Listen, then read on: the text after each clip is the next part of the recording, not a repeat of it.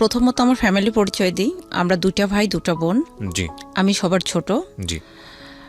বোন বড়, মিডিলে 2 ভাই। আমার দাদা ছিলেন বিশাল ধনী, মানে ওয়ান কাইন্ড অফ জমিদার মতো বলা যায়। আর অত্র গ্রামে যত লোক আছে সবাই আমার দাদার কাছেই মানুষ হয়েছে। মানে এমন একটা ফ্যামিলি ছিল আগেকার মানুষ। উনি অনেক সহজ সরল একটা মানুষ এবং উনি সেই সময়তেই ঘোড়া নিয়ে বিভিন্ন জায়গায় বিচার আচার করতেন। ওরে বাবা, সম্মানী লোক ছিলেন। হ্যাঁ, আমার বাবাও কিন্তু তাই করতেন। পরে কালক্রমে দেখা যায় আমার দাদা অত্যন্ত সহজ সরল লোক এবং গ্রামে কিছু লোক আছে যারা আমার দাদার সরলতার সুযোগ নিয়ে প্রচুর জমি নিয়ে রাখছে। আমার দাদি আবার অত্যন্ত রাগী একটা মানুষ এবং দাদা ছিলেন অত্যন্ত সুন্দর একটা মানুষ।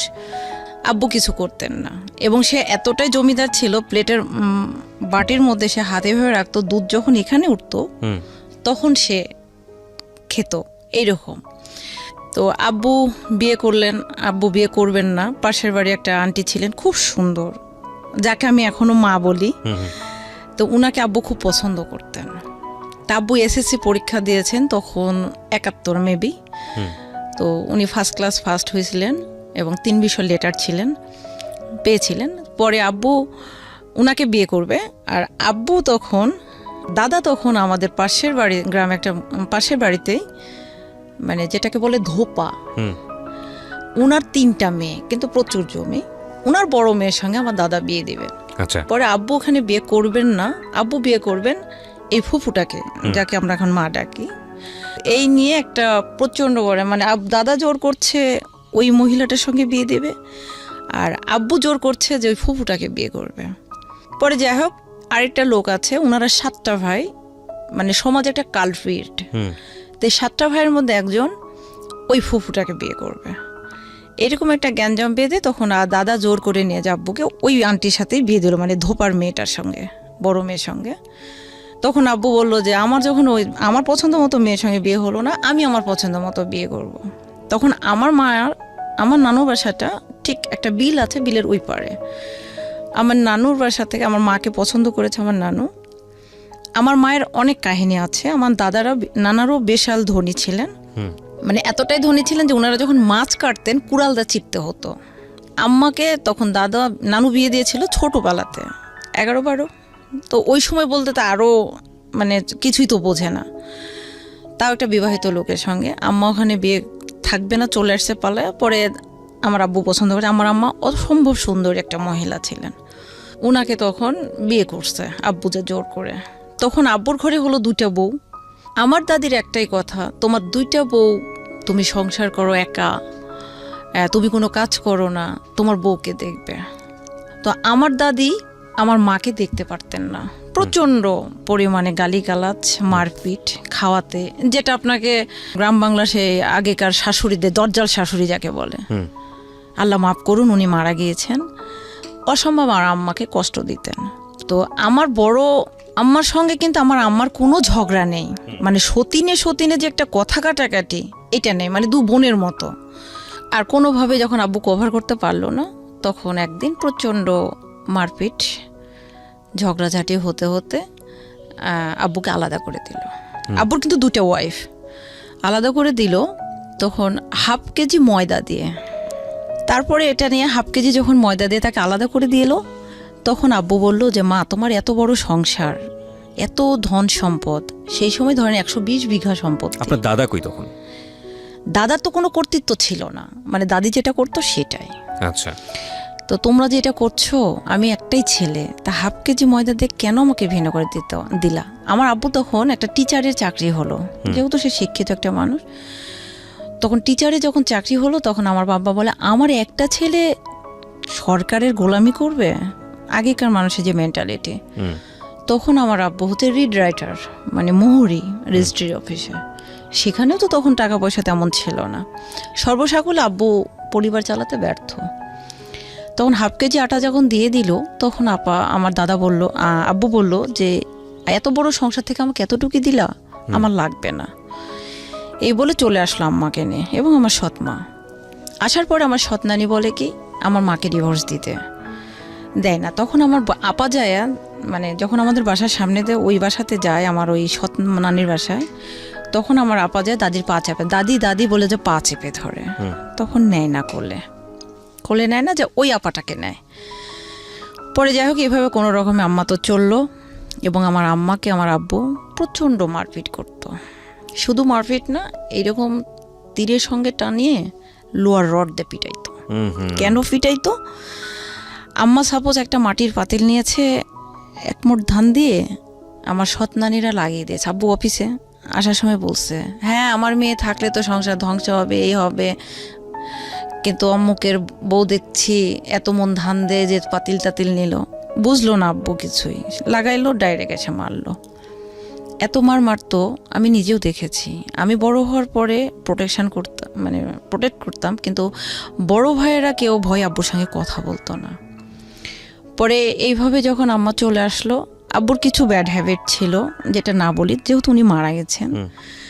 পরে এভাবে যখন চলে আসলো, আম্মু খেয়ে না খেয়ে সংসার নিয়ে আমাদেরকে পারলো। তখন দেখা যাচ্ছে আচ্ছা, তারপরে ওইখানে আসার পরে আম্মা এভাবে দেখা গেল যে আব্বু রেজিস্ট্রি অফিসে গেছে, কিছুই হয়নি। তখন আম্মু নানুর বাসায় গেল, যাই হয়তো চাল ডাল যা লাগে নিয়ে আসলো বা মামারা দিয়ে গেল। এভাবে পালতে পালতে দেখা যাচ্ছে আব্বু ওই টাকাগুলো দিয়ে অনেক সময় নেশা করতো বা মেয়েলি কিছু ব্যাপার ছিল। তো এগুলো নিয়ে আম্মা যখনই প্রতিবাদ করতো তখনই প্রচণ্ড আকারে মার খেত। এত পরিমাণ মার খেত যেটা বলার মতো না। এবং উনি মার খাওয়ার পর যখন সেন্সলেস হয়ে যেত, আব্বু তখন ডাক্তার নিয়ে এসে তাকে সেন্স ফিরাইতো। এরকম ছিল। এগুলো আপনি দেখেছেন? হ্যাঁ, এটা আমি দেখেছি। পরে এগুলো হওয়ার পরে একটা পর্যায়ে দেখা গেল আমার আপা বড় হয়ে গেল, বড় ভাই হলো, বড় ভাই হওয়ার পরে মেজো ভাই হলো, মানে ডিফারেন্সটা 2 বছর 2.5 বছর এরকম। আপনার পজিশন কত? আমি তো লাস্ট। আচ্ছা, লাস্ট। কয় ভাই বোন আপনারা? আমরা 2টা ভাই 2টা বোন। ওকে, তারপর ভাই 2টা মিডিলে, বোন ফার্স্ট, আমি লাস্ট। পরে এভাবে তো চলে আসলো। পরে দেখা গেল যে আমার দাদা 1 কাঠা জমি আমার বাবাকে দিল না, সমস্ত সম্পত্তি সে বিক্রি করলো, খাইলো। এবং সে শেষ পর্যায়ে অন্যের বাসায় যে থাকলো। আমার ওই যে ফুফু বলছি না, আমার দাদির প্রথম পক্ষের যে মেয়েটা, তাদের বাসায় থাকলো। তো আমি যখন ক্লাস 3-তে পড়ি মেবি, তখন আমার দাদা চলে গেলেন, দাদি থাকলো। দাদি ওই ফুফুর বাসাতেই। আমি বলি ভাইয়া আমি সাইকেল চালাইতে পারি, মোটর সাইকেল চালাইতে পারি, আমি সবই পারি। তো আমার দাদি ওই বাসাতে যখন থাকতো, তো আব্বু আমাকে বলতো যে তুমি নিয়ে যে এটা ওইটা দিয়ে আসো। দাদির কোনো কিছু খাবার লাগে কিনা, যা বলতো যে দেখো কিছু খাইতে চাই কি। কিন্তু আম্মু না দাদিকে সহ্য করতে পারতো না, এবং আমার নানিকেও আমার বাবা সহ্য করতে পারতো না। এবং মাঝে কিন্তু আমার ক্লাস 5-এ ওঠার পর আমার নানু মারা গেল, তার মানে 2জন চলে গেল, থাকলো 2জন। তো আমার একটা ছিল, আমার একটা নীতি আছে যে আমি যদি দেখি সবাইকেই দেখব। তো আমার দাদির কাছে যদি আমি খাওয়ার কিছু নিয়ে যাই, অবশ্যই আমার নানিও আছে, আমার মায়ের তো সে মা, তখন আমি নানির কাছে নিয়ে যেতাম। এটা নিয়ে আম্মা বলতো আমার মাকে কেন দেব না, আর আব্বু বলতো তোর মা আমাকে কি দিয়েছে। তখন বলে যে তোমার সন্তানগুলো কার টাকা দিয়ে তুমি মানুষ করেছো, আমার মা তো পালছে, আর তোমার মায়েরা তো শুধুই মেয়েদেরকে দিয়েছে। শুধুমাত্র 10 কাঠা জমি, যেটাকে বলে এউজ বদল করা, 10 কাঠা জমি আমার বাবা, 10 কাঠা না, 10 শতক 6 কাঠা জমি আমার আব্বুকে দিয়েছিল আমার দাদা। সেই জমির উপরে বাড়ি আছে, মানে মাটির বাড়ি আমাদের। তো প্রথমে তো কঞ্চির বেড়া দিয়ে কাদাতে লেপে আম্মা প্রথমে যে বাসাটাতে চলে আসে। এর মাঝে কিন্তু আমার সৎমায়ের ডিভোর্স হয়ে গেল 71-এর পরে বহুবার আমার আম্মা নিতে গেছে, আমি দেখছি। আমি ক্লাস 9-এ ওঠার পরে আমার আম্মা নিতে গেছে, ওরা আর আসে নাই। আমার সৎনানির বাবার অনেক সম্পদ ছিল, 3টে মেয়ে। আমার বড় আম্মা ছিল বড়, কিন্তু স্টিল নাও আমার বড় আম্মাদের সাথে আমাদের কোনো ঝগড়া নেই, আমার আম্মার সঙ্গে কখনো তার কোনো প্রবলেম হয়নি। যাই হোক এইভাবে চলতে থাকে। কিন্তু আব্বু দেখা যেত রেজিস্ট্রির অফিসে কাজ করতে করতে, এখানে একটা নাম বলে দেই, যদিও নামটা ছদ্মনাম, সুজন। তার শ্বশুর মানে আমার বড় আব্বা, মানে আমার বাবার তো নিজের কেউ না, এটা হচ্ছে আব্বুর ফুফাতো ভাইয়ের ছেলে, ওনার নাম আব্দুস সালাম। সালাম বড় আব্বার জামাই সুজন। তো উনাকে তখন আব্বু, উনি তখন 2টা বিয়ে করেছে, তখন উনি বললো যে আব্বুকে দাদাকে এসে বললো যে মামা আমার তো আপনার তো অনেক আছে, আমার তো কিছু নেই, আমি তো খুব সমস্যায় পড়েছি, যদি ওর লাইসেন্সটা আমার নামে রিনিউ করে দেয় বা আমার নামে চেঞ্জ করে দেয় তাহলে আমি একটু পরিবারটা নিয়ে বাঁচতাম। আব্বু দিয়ে দিয়েছে। দেওয়ার পরে আব্বু আর কিছু করে না। পরে আব্বু কি করতেন, এই যে জমির ব্যাপারগুলো উনি মানে একজন এসিল্যান্ড একটা জমির ব্যাপারে যতটুকু না জানে, আমার বাবা এরকমই খুব ট্যালেন্ট একটা মানুষ, যার ফলে উনি এদিক ওদিকে তখন বিচার আচার করে বেড়াতেন, তেমন কিছু করতেন না। তখন আমাদের জমি বলতে যখন ভেস্টেড প্রপার্টি মানে ভিপি সম্পত্তি, আপনি বুঝতে পেরেছেন ভাইয়া? ভেস্টেড প্রপার্টি মানে যেটা আপনার দখল আছে। ভেস্টেড প্রপার্টি বলতে যারা বাংলাদেশ থেকে যেগুলো হিন্দুরা পর্যাপ্ত পরিমাণে খাজনা না দেওয়ার কারণে জমিগুলা সরকার অ্যাকোয়ার করে নেয়, এবং তারা যখন দেশের যখন জমির খাজনাটা দেয় না তখন জমিটা নিলামে দেয়, এবং এই জমিটা যারা ধরে নেয় তাদেরই হয়ে যায়, মানে চেক কেটে কেটে খেতে হয়। আর তারা তো ইন্ডিয়াতে চলে গেছে। এই কিছু জমি বলতে প্রায় 2.5 বিঘার মতো জমি। এগুলো আপনার বাবা নিয়ে নেয়? হ্যাঁ, আমার বাবা না, আরো 20-25 আর মানে এলাকার অনেক লোকে নিয়ে নেয়। এইটুকুই আমাদের জমি। আর ওই যে বললাম 10 শতক জমি বাড়ি, জাস্ট এটার উপরে তখন ভাইয়া ইট ভাটাতে কাজ করতে লাগলো। এসএসসি পরীক্ষা দিবে বড় ভাই, এসএসসি পরীক্ষা দিবে, সে বই বেঁধে নিয়ে মাটি কাটতে যাইতো। আমার ভাইয়া এসএসসি দিল 97। আপনার বয়স কত তখন? আপনি তখন কি করেন? আমি তো ছোট। ছোট বলতে কি পড়াশোনা করছেন ওই সময়?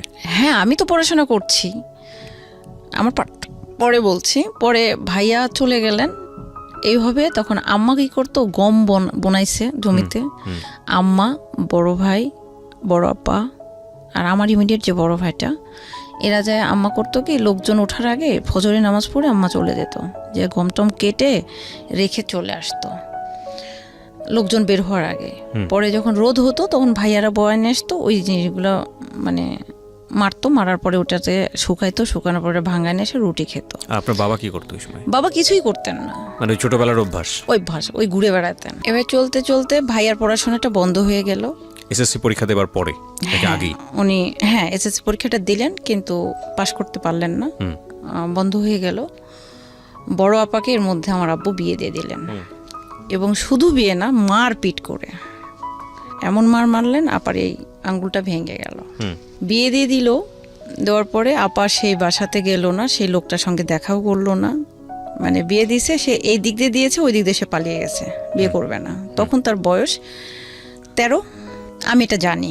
আচ্ছা, তখন আমি ছোট, বিয়েটা দিয়ে দিল। ও এর মধ্যে হয়েছে, আমার বড় আপা যেটা আমার সৎমায়ের যে মেয়েটা, সেটাকে কিন্তু আমার দাদি এর মধ্যে দিয়ে দিয়েছে আমার আম্মাকে। আর যে ভাইটা ছিল সেটা আমার সৎ নানি নিয়ে নিল। কেন? কারণ আমার বড় আপাটা ছিল কালো মেয়েকে বিয়ে দিতে টাকা লাগবে, ছেলে পুষলে তার তো 3টাই মেয়ে, নিয়ে নিল সে একবারে, নলিখিত নিয়ে নিল। কিন্তু আমি একটা দেখতাম বাসাতে সব সময় আমাকে কেমন যেন একটা নেগলেক্ট করা হতো। আমার জন্ম নিয়ে বলি, আমার মায়ের 2টা ছেলে 1টা মেয়ে হয়ে গেল। আমার মেজো ভাইয়ের পরে যে একটা, আমার ইমিডিয়েট যেটা, তার মিডিল একটা বাচ্চা আসছিল আমার পেটে, সেটাও নষ্ট হয়ে গেল। আমি যখন আমার পেটে 5 মাস, তখন আমার নানু বলল, আম্মার নাম সাজেদা, বলল সাজেদা তুমি, তোমার 2টা ছেলে 1টা মেয়ে, তুমি এই বাচ্চাটা ফেলে দাও। তখন আম্মা বলল যে এখন অলরেডি 5 মাস চলে গেছে, একে নষ্ট করতে গেলে তো আমি মারা যাব। তখন আমার আব্বু বলল যে আমার 14 পুরুষ 1টা করে ভাই, যার ফলে সমাজের প্রত্যেকটা ব্যক্তি আমাদেরকে যখন তখন অত্যাচার করে, মারে পিটে, কেউ কিছু প্রতিবাদ করে নাই। তো আমার লাঠির দরকার, এটা আমার ছেলে হবে। তো আমি যখন হলাম মেয়ে, এই যে বৈষম্য, তখন আম্মা আমাকে 2 দিন কোলে নিল না ওই অবস্থাতে। পরে এখানে ব্লাড লেগেছিল, পিঁপড়া লেগে গিয়েছিল, আমার আম্মা আমাকে কোলে নেয়নি। পরে আমার মেজো খালা আমাকে যা হোক নিয়েছে। পরে সেই থেকে আমার মা আমাকে মানে কেমন যেন একটা তুচ্ছ-তাচ্ছিল্য, কোনো কেয়ার করতো না। এবং আমি এতটাই জিদি ছিলাম, আমি হয়তো আম্মা পুকুরে পানি নামছে, গোসল করতে নামছে, পানিতে যা বলছে আমি এখানে দুধ খাবো। তখন আম্মা হয়তো বলছে যে একটু উপরে আসো, না আমি এখানেই খাবো, ভিডিও পার্ট স্টার্ট 1 এখানেই খাবো, এখানেই খাবো এবং আমাকে এই পানির মধ্যে দিতে হবে, মানে আমি এতটাই জিদি। তো সেই পরিমাণ মারতো। আর আমার রাগটা এত ছিল যে আমি যখন কান্না করতাম মানে মারতাম, তখন আমার এই দুইটা হাত ফেটে ব্লাড বের হয়ে যেত। প্রচণ্ড রাগী একটা মানুষ ছিলাম। তো আম্মা কোনো মতেই মানে প্রচণ্ড মারতো। আর এই যে বৈষম্য থাকতে থাকতে হঠাৎ আমি প্রচণ্ড অসুস্থ হয়ে গেলাম, নিউমোনিয়া হয়ে গেল আমার। তখন আমাকে সবাই বলছে যে ও মারা যাবে। ডেফিনেটলি আমাকে শোয়ায় রাখছে, উত্তর দিকে মাথা দক্ষিণ দিকে পা, আর বাঁচবো না। পরে পাশের বাড়ির হিন্দু দাদু আছে, আব্বু বলল যে আমার মেয়েটা তো মারাই যাবে, তো একটু যদি ডাক্তারের কাছে যাওয়া যেত। তো সেই সময় হোমিওপ্যাথিক ওষুধ, আমার জন্মটা কিন্তু 1986 ভাইয়া। জি। তো হোমিওপ্যাথিক ওষুধ 5 পুড়িয়া ওষুধ দিল, দিয়ে বলল যে এই ওষুধটা তোর মেয়েকে খাওয়া।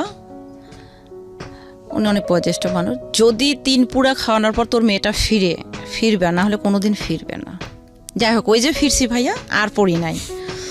যাই হোক, এখন আমি খুব দুরন্ত ভাইয়া, আমি কাউকে কখনো মানে টলারেট করবো এইরকম পার্সন না, ডাজন্ট ম্যাটার। সাইকেল নিয়ে যাচ্ছি, কেউ একটা টন কাটছে, ঠাইস একটা থাপ্পড়। রাস্তাতে যাচ্ছি, এই তুই কেমন আছিস, আমি কেমন আছি তুই জিজ্ঞেস কর, আর কি মারলাম। এলাকার এমন কোনো গাছ নেই, সে আম গাছ, তাল গাছ, বাঁশ, যেটা বলেন, আমাকে চেনে না এমন কোনো গাছ নেই। এমন কোনো ফলের গাছ নেই যে ফলের গাছালা বলতে পারবে না যে তার গাছের ফল আমি চুরি করে খাইনি। ওকে। মানে খুব দুরন্ত একটা মেয়ে। বাবা আমাকে ভালোবাসতেন, যথেষ্ট ভালোবাসতেন। মারতে লাগলে ভাইয়া প্রচণ্ড মারতেন। এই যে চৈত্র মাস আজকে কিন্তু আমাদের বাসায় ধান কাটছে, এই ধান জমিতে কাটতো, আমি ওইখান থেকে বয়ে নিয়ে আসতাম। 1 মণ 1.5 মণ ধান আমি মাথায় করে নিয়ে মাইলের বড় মাইল যাইতাম। আমি প্রচণ্ড শক্তি পাই। তখন সবাই বলতো, এই তুই এত কাজ করিস কেন, তোকে বিয়ে দিতে কয় টাকা লাগবে রে যে তোর বাবার সংসারে এত কাজ করতে হয়। আমি বলি না, আমি তো পড়াশোনা করব, আমি যদি পড়াশোনা করি তাহলে তো ওরা আমাকে পড়াবে না যদি আমি কাজ না করি।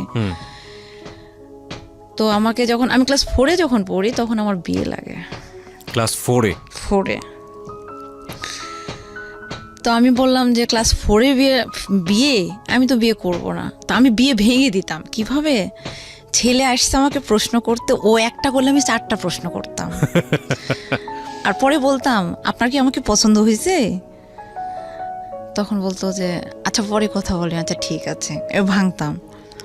পরে যে কোনো বিয়ের কথা বললে আব্বু বুঝতে পারতাম ভাঙতাম। তো বললো যে ওর বিয়ে লাগলে ওকে যে প্রশ্ন করো, তোমরা যদি কেউ বিয়ের কথা বলো। কিন্তু গ্রামের কিছু লোক ভাইয়া আমার পিছনে লাগলো। এরা ভালোবাসার জন্য না ভাইয়া, এরা আমার হাতটা ধরে বুকে টানার জন্য না, এরা আমাকে নষ্ট করার জন্য। তারপরে আমার পেছনে লোক লাগার পরে দেখা যাচ্ছে ভাইয়া আমি স্কুলে যাচ্ছি, আমি 2 কিলো 1.25 কিলোর মতো রাস্তা আমার বাসা থেকে। তো আমাকে এতটা রেস্ট্রিকশনে রাখতো। আব্বু সকালবেলা সাইকেলে করে নিয়ে যায় কিংবা মোটর সাইকেলে করে নিয়ে যায়, আমাকে স্কুলে দিত, আবার আসার সময় নিয়ে চলে আসতো। যদি কখনো ভ্যানে আসতাম, 1 টাকা কিন্তু ভাড়া ছিল, 2 টাকা ভাড়া ছিল। তো আমি ভ্যানে বসতাম, মোড়ের উপর ভ্যান, আমি রেডি হয়ে, আমার আব্বু আমার চুলগুলো বেনি করে দিত। আম্মা কিন্তু কোনো দিনই না, আব্বু চুলগুলো বেনি করে দিত। চুল বেনি করে দিয়ে বেঁধে দিয়ে স্কুল ড্রেস ইউনিফর্ম পরে ব্যাগটা নিয়ে আমি চলে গেলাম। মোড়ের উপর যা যখন আমি ভ্যানে চললাম, তো স্কুলে যে নামলাম, সাইকেল নিয়ে গেলে আমার 7 মিনিট লাগে, আর ভ্যানে গেলে 15 মিনিটের মতো লাগে। গেলাম, দেখা যাচ্ছে ভাড়া নিল না। কিরে তুই ভাড়া নিলি না? কই তোর ভাড়া একজন দিয়ে গেছে। কে? অমুক। তখন আমি ডাইরেক্ট এসে আব্বুকে বলতাম যে আব্বু এরকম তো ঘটনা ঘটছে। তখন ওই ছেলে আম্মাকে ডাকে ভাবি, অথচ আমাকে এগুলো প্রস্তাব করে। পরে চিঠি লেখে আমাদের বাসার অমুক জায়গাতে রেখে গেছে, পুকুরের ওই পারে তাদের বাসা। ছেলেটা দেখতে অনেক সুন্দর, কিন্তু ওর বাবার মা ছিল রাজাকার, ওরা রাজাকারের বংশ। ওর নানু ছিল শান্তি কমিটির চেয়ারম্যান, আচ্ছা। সেই সময় গুলি লেগে মারা গেছে। তো এই ক্ষেত্রে আমি ওদেরকে ঘৃণা করতাম। তো একদিন, 2 দিন, 3 দিন এভাবে চলতে চলতে তখন আমি ক্লাস 4-এ পড়ি। 4-এ থেকে 5-এ উঠছি। এর মধ্যে একটা মহিলা আমাদের জমিতে ফসল খাওয়াইছে। এটা নিয়ে আমি কথা কাটাকাটির পর্যায়ে আমি একদিন ওদের বাসার সামনে দিয়ে আমাদের জমিতে যাচ্ছি মরিচ উঠাইতে। তখন উনি একটা ঢেল মারছে ওনার মেয়ে, এইখানে আমার লাগছে। তখন যে আমি বলছি, আমি হাফ প্যান্ট স্যান্ডো গেঞ্জি পরে আছি, বড়ম্মা দেখেন তো আপনার মেয়ে আমাকে ঢেল মারছে। উনি এসে আমাকে মারতে লাগছে মানে 5-7 জনে ধরছে। ধরার পরে আমাকে মারলো। তখন বড় আপা দৌড় মেরে আম্মাকে যা বলছে, আম্মা আস্তে আস্তে আমি এদেরকে ফেলে টেলে দিয়ে মেরে টেরে দৌড় মেরে গেছি। যাওয়ার পরে আমার আম্মাকে নিয়ে যে ওর একটা বাসার মধ্যে, মানে এর মধ্যে শুরু হয়ে গেছে। আব্বু নেই, শুধু আমি, বড় আপার আম্মা নিয়ে যে মারছে। তো আম্মাকে এমনভাবে মারছে একটা রুমে, বাসার মধ্যে নিয়ে যে, যেখানে আমি যা বলতেছি আমার মা কই খুঁজে পাচ্ছি না। যখন মাকে যা ধরছি, দেখি যে আমার মাকে মারছে, তখন আমি যখন গিয়েছি তখন আমার চুল ধরছে। আমার চুলগুলো কিন্তু ছোট ছোট ভাইয়া ধরছে। তখন আমি আবার কোনো মতেই আমার মায়ের চুলও ছাড়ছে না, আমার চুলও ছাড়ছে না। তখন 4-5 জন ছেলে আছে, ওরা সবাই মিলে। তখন আমি ওনার এই আঙ্গুলটা কিন্তু কেটে নিয়েছিলাম কামড় দিয়ে। নেওয়ার পরে বিচার আসলো। কেটে নিয়েছিলেন মানে কি আঙ্গুল একদম পুরোপুরি কেটেই ফেলেছিলেন? এই আঙ্গুলটা মানে চুল ছাড়ছে না, তো আমারটাও ছাড়ছে না, আমারটাও ছাড়ছে না। হ্যাঁ। আমরা 2টা মানুষই মাটিতে লুটোপুটো খাচ্ছি, ওরা মারতেছে। ওকে। তো আমি বাঁচার জন্য তো কিছু একটা ওয়ে দেখতে হবে। কারণ ওনার হাতটা যখন আমার মুখের মধ্যে আসছে, আমি যে কেটে নিয়েছি তবু সে চুল ছাড়ছে না। তখন আমি ওখান থেকে কোনো রকম আম্মাকে সেভ করে নিয়ে আসলাম। তারপরে ওরা মামলা করলো অ্যাটেন্ড টু মার্ডার, এই যে আঙ্গুলটা কাটা। দেখিয়ে? হ্যাঁ, মার্ডারের মানে ওরা হসপিটালে ভর্তি হয়ে কেচ করলো। করার পরে কেচে তারপরে এক সময় মীমাংসা আসলো। আসার পরে পুরো বাড়িতে আমি একা থাকতাম। দেখেন, আমার ভাইয়া ছিল না, আব্বু ছিল না, শুধু আমি, বড় আপার আম্মা। আমি তো ছোট, ক্লাস 5। কেসটা করেছে কার নামে? কেসটা করেছে আব্বুর নামে, বড় ভাইয়ের নামে, বড় আপার নামে, আম্মার নামে। মানে আপনাকেই দেয়নি ওখানে? আমি তো ছোট, এই জন্য আপনাকে দেয়নি। না, আমাকে তো ওখানে আসবে না। তো পরে যখন দিল, অথচ এরা কেই ছিল না উপস্থিত। বলছে এই মারপিট করছে। ইভেন ওই মহিলা তখন ওনার অ্যাবর্শন করায়। ওই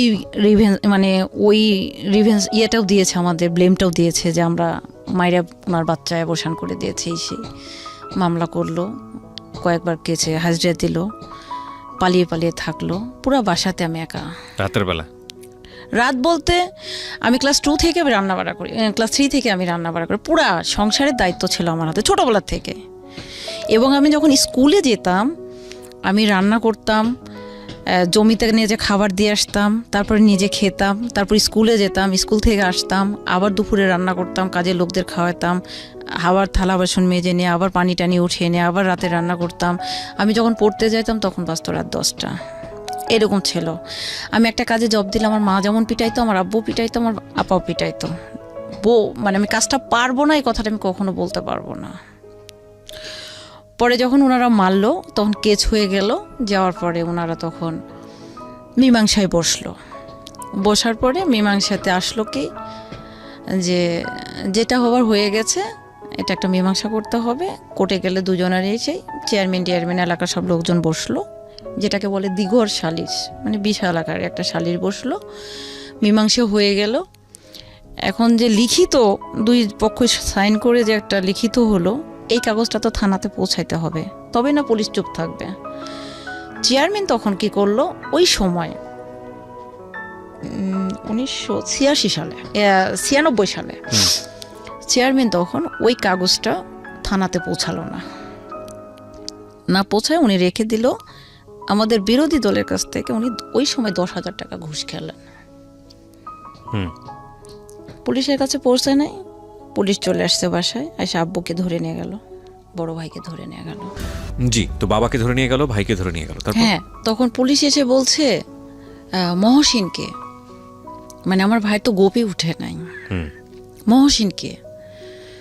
তো বললো যে আমার আম্মা বললো আমার ছেলে এটাই। আর মহেজ আব্বু তো শুয়েছিল, কারণ আমরা তো জানি যে জমা দিয়ে দিয়েছে, চলে গেল।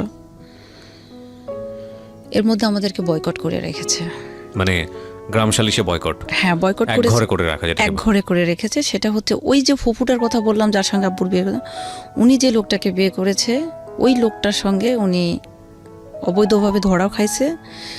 এটাতে আমার আব্বু হচ্ছে মানে ওনাদের সাথে কথা বলেছিল, এটাই ছিল আমাদের অন্যায়। মানে যাই হোক বিভিন্ন বিষয়গুলো ইকুয়েশন করে একসাথে পেনাল্টি হয়ে এসেছে। হ্যাঁ, বুঝতে এখানে পেরেছি, বয়কট করে দিয়েছে। এখন বয়কট করার পরে তো কেউ আমাদের সাথে কথা বলছে না, ধরে নিয়ে চলে গেল পুলিশে, পিকআপে তুললো। আম্মা তো সেই কান্নাকাটি। পরে আমি আম্মার সঙ্গে আর একটা প্রতিবেশী একটা মামা ছিল, উনি তখন বললো যে তোরা চলে যা, আমি গোপনে আসি, কারণ জানতে পারলে তো সমস্যা, আবার আমাকে এক ঘরে করবে। পরে আমরা গেলাম চেয়ারম্যানের বাসায়। উনি যে দেখি খেয়ে দিয়ে রিল্যাক্স মোডে আছে, বোঝাই যাচ্ছে যে উনি জানতো বিষয়টা। হ্যাঁ ঘটনাটা ঘটাইছে। তাম্মা যে হাত পা ধরে কান্না করছে, বড় ভাই এই ঘটনা কই, আমি তো জানি না আসলে ঘটনাটা এমন ঘটলো। তখন আমি ডিরেক্ট বললাম, মানে আমার প্রতিবাদী একটা স্বভাব, আমি ডিরেক্ট বললাম আপনি জানেন না তাহলে কাগজটা কেন থানায় যায়নি? আপনি না ইউনিয়নের চেয়ারম্যান, কাগজটা যদি আপনি পৌঁছাইতেন তাহলে তো আজকে আমার বাবাকে বলছে তুমি ছোট, আমি ছোট মানুষ কেন, আপনি লিগ্যালি কথা বলেন। এই বলে আম্মা বললাম আম্মা এখানে কোনো কথা হবে না, তুমি চলে আসো। আমার ভাই 3 দিন পর জামিন হলো, আব্বুর জামিন হলো 21 দিন পর। এরপর থেকে আমার বাবার কাছে আমি কালার, কারণ ওই যে মারামারি, মানে তোমার কারণে আমি জেল কেটেছি, হ্যাঁ এটা ব্লেম আসলো। পরে আমি পরিবারের চোরের মতো থাকলাম। তখন 6 গেল, 7-এ উঠলাম, তখন আমার পরীক্ষা কিন্তু ভাইয়া ফাইনাল। তারপরে আব্বু আসলো, আসার পরে তো সেই রকম তার রুরু আচরণ, একই তো আমি মার খাই। এমনও দিন গেছে ভাইয়া যে তরকারিতে 5টা-7টা তরকারি রান্না করতে হয় আমাকে, রান্না করি, যে তরকারিতে লবণ কম হয় সেই তরকারিটা আমাকেই খেতে হবে, লবণ বেশি হলে সেটা আমাকেই খেতে হবে, ঝাল বেশি হলে সেটা আমাকেই খেতে হবে। কেন হয়েছে বেশি এমনটা? তো যদি মাছ খেতে যাই, মাছের মাথা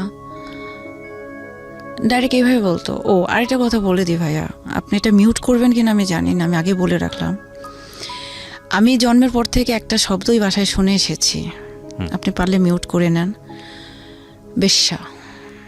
আমি যে কোনো কথা বলেই তুই তো বেশ্যা। আমি তখন প্রশ্ন করতাম বেশ্যা শব্দের অর্থ কী?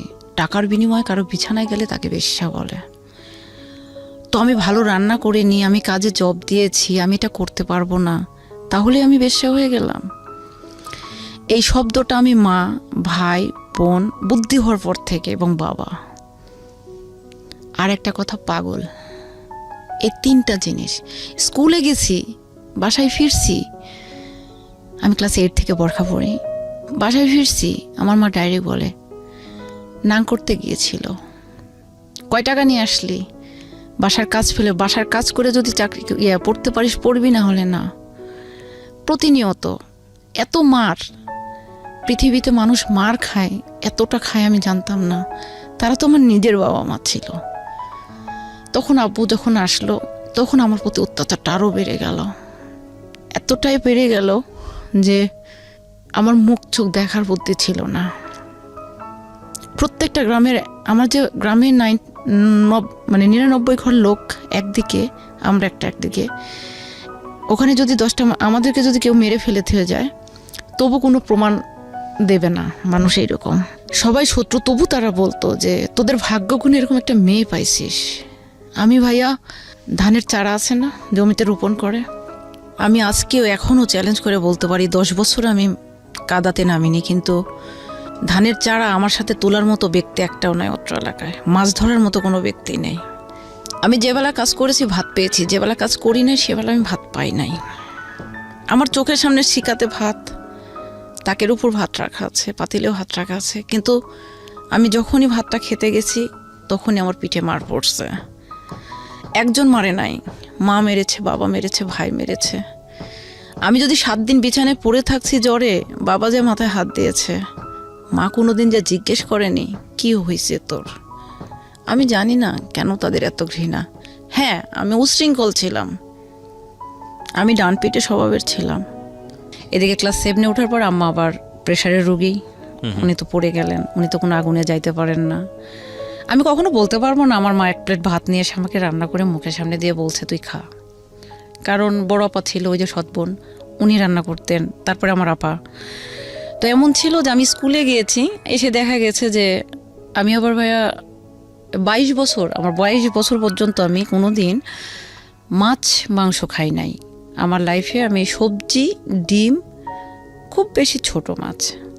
আমার লাইফে আমি মাছ মাংসটাকে মানে ঘৃণা লাগতো বেসিক্যালি, সত্য কথা। এরপরে এসে আমি খেতাম না, কিন্তু ছোট মাছটা আমি পছন্দ করতাম। আমি বুঝতাম না কখনো খুবই ভালোবাসছে, কখনো এত মার মারছে। টিভির প্রতি আমার খুব লোভ। ক্লাস 3-তে যখন উঠলাম, টিভি কিনলো, টিভি দেখতে যাই মানুষের বাসায়, বকাবকি করে।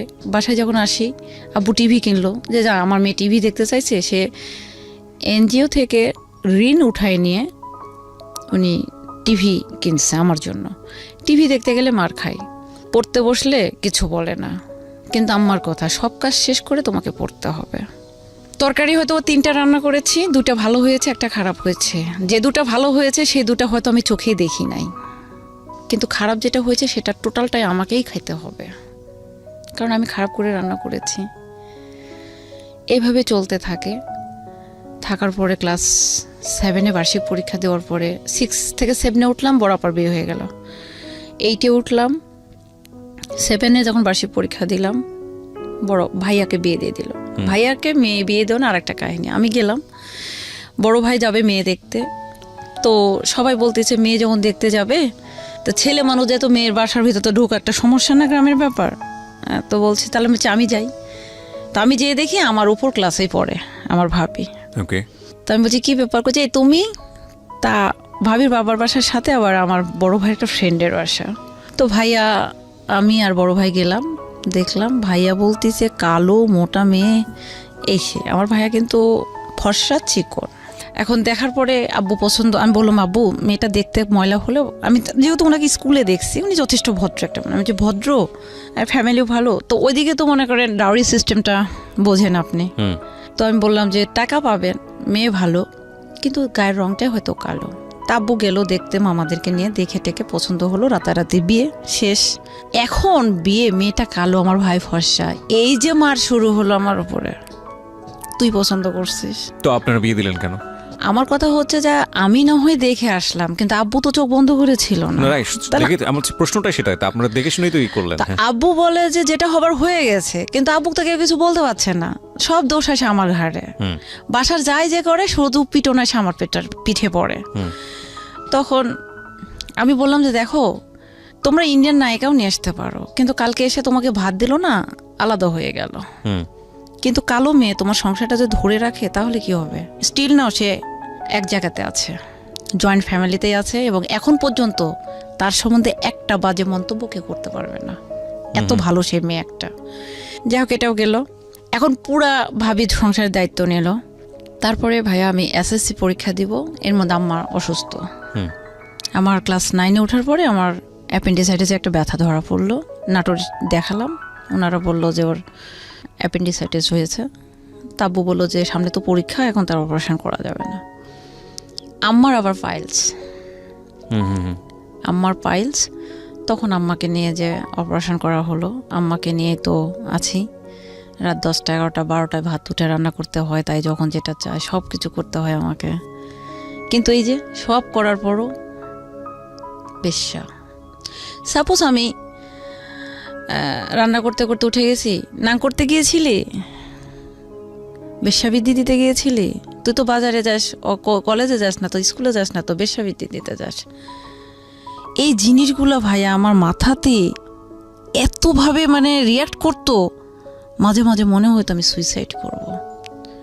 তখন থেকে আমি ঘুমের বড়ি খেতাম, প্রচণ্ড আকারে খেতাম।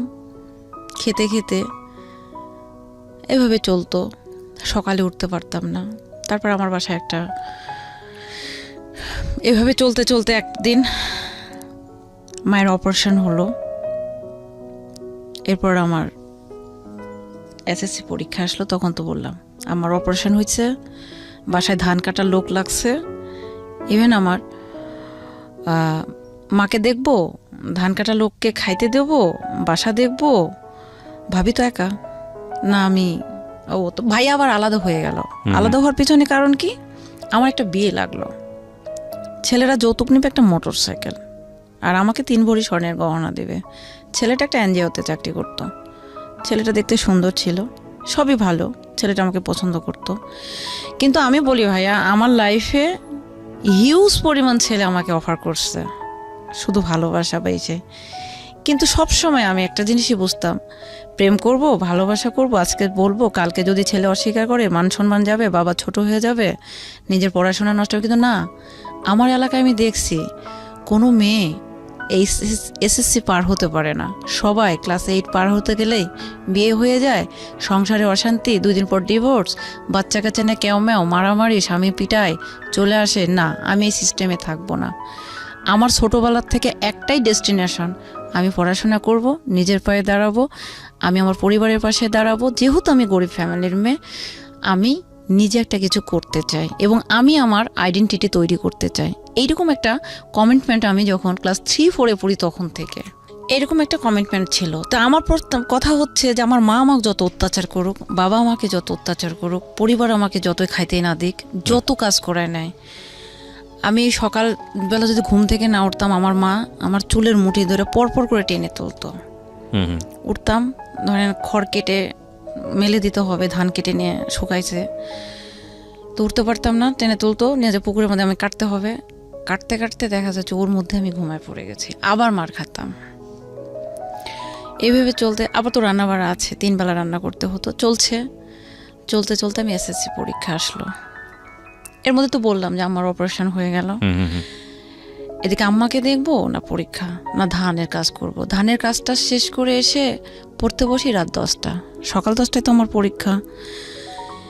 তখন সকাল 10টায় যে আমি পরীক্ষা দিতে যাব, বড় আপার হচ্ছে ভাসুরের মেয়ে, ও আবার এসএসসি দিয়েছিল, ওকে নিয়ে সাব্বু রাখছিল যেন আমাকে গাইডটা দিতে পারে, যেহেতু আমি ফার্স্ট টাইম পরীক্ষা দিচ্ছি।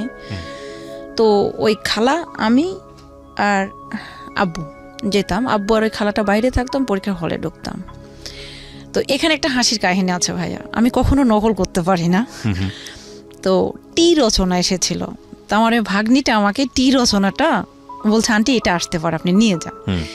নিয়ে গেছি ভাইয়া, আমি নকলটা যে করবো কিভাবে করে এটা তো আর জানি না। আমি সুন্দরভাবে টেবিলের উপর লিখে, মানে কোশ্চিনের মতো করে লিখে রেখে আমি লিখছি, এর মধ্যে ম্যাজিস্ট্রেট ঢুকছে। আর আমার ছোটবেলা থেকে অভ্যাস, বাইরে অনেক খেয়াল করছে, আমি হাই হিল পরি। আমি না ভাই তখন স্যার ইঙ্গিত দিচ্ছে, ওই শার্ট করে না ওটা তুলে নিয়ে এখানে ঢুকাই দিয়েছি। তখন উনি এসে বলছে, ওঠো। দাঁড়ালাম, নকল করছো, বের করো। না, আমি নকল করিনি, টোটাল অস্বীকার। আর আমার তো হাত পা কাঁপতেছে থর করে, কারণ আমি তো কখনো নকল করি নাই। পরে উনি তো আমার খাতা নিয়ে নিল।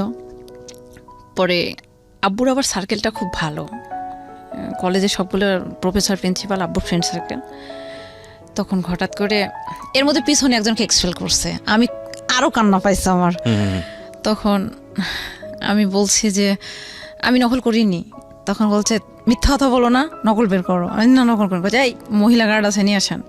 এর মধ্যে স্যার আবার, আমার একটা স্যার আছে ইসলামিক স্টাডিজের, উনি আবার আসলেন, আগের থেকে আমাকে চিনতেন।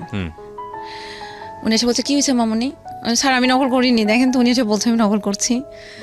তখন বলছে, দেখেন আপনার ছাত্রী মিথ্যা কথা বলছে, মানে আমার হাই স্কুলের সিট পড়েছে কলেজে। তো তখন আমি বলছি, তখন স্যার বলছে যে মা তোমাকে এক্সপেল করবে না, তুমি আমার বন্ধুর মেয়ে, আমি তোমাকে কথা দিলাম, তুমি সত্য কথাটা বলো। তখন আমি আস্তে করে স্যার আমি এই কাজটা করছি। বলছে বের করো, বের করে দিলাম। তো বলছে ওনাকে 15 মিনিট পর খাতা দিবেন। উনি মিথ্যা কথা বললো কেন? পরে যাই হোক, উনি আমাকে 5 মিনিট পরে স্যার আমার খাতা দিয়ে দিল। যাই হোক, আমি তো আর সমস্যা নেই। আর তখন থেকে আমি তো অবাক করছি, আমি জীবনে কোনোদিন নকল করবো না। তখন এটা গেল, যাওয়ার পরে পরীক্ষা দিলাম। পরে আমার বড় ভাই, আমার আব্বু বললো কি, ও যদি পাশ করে তার চেয়ার টেবিল পাশ করবে। আমার খুব কষ্ট হলো, কারণ আমার দুর্বলতা অঙ্ক। আমি জীবনে কোনোদিন ইংলিশও প্রাইভেট পড়িনি, কখনো না। দেন ম্যাথও আমাকে কখনো টিউশনি দেয়নি, যদিও আমি আর্টসের ছাত্রী। পরে আমাকে বললো, তাই আমি বলছি না আমার একটা সাবজেক্ট ক্রস যাবে, আমি ভালো করে বলতে পারি। কইছে কোনটা? আমি অঙ্ক। আসলে অঙ্কে ফেল করেছিলাম। পরেবারে দিয়ে পাশ করলাম। দেওয়ার আগে কি হলো, টাকা নেই। আমার আব্বু এনজিওতে তখন একটা ঋণ প্রস্তাব করলো। সেখানে গ্রামের প্রত্যেকটা লোক বয়কট, মানে একদিকে হয়ে আমার বাবাকে টাকাটা দিল না, যে আমার বাবা চিট করবে, টাকা মেরে খাবে, দিল না। তখন আম্মা তার কানের এই দুলটা, আব্বু আম্মাকে প্রচণ্ড মারছে, বড় ভাইয়ের একটা টাকা নিয়ে মারছে। তখন দুলটা ভেঙে গিয়েছিল। তা আম্মা বলছে দুলটা যেহেতু ভেঙে গেছে, এটাই বিক্রি করে ওকে পরীক্ষাটা দেওয়া। কাকে? আমাকে। এসএসসি এসএসসি যে প্রথমবার ক্রস গেল, সেকেন্ড টাইম। হ্যাঁ, সেকেন্ড টাইম পরীক্ষাটা দেওয়ালো, আমি পাশ করলাম। যেখানটায় আমরা ছিলাম, বলুন সুইটি। পরে আমি পাশ করলাম, কলেজে ভর্তি হয়ে গেলাম। আর আব্বু বলে, তুমি এসএসসি পাশ করছো, তোমাকে যদি আমি বিয়ে দিতে যাই, ইন্টারমিডিয়েট পাস ছেলে লাগবে।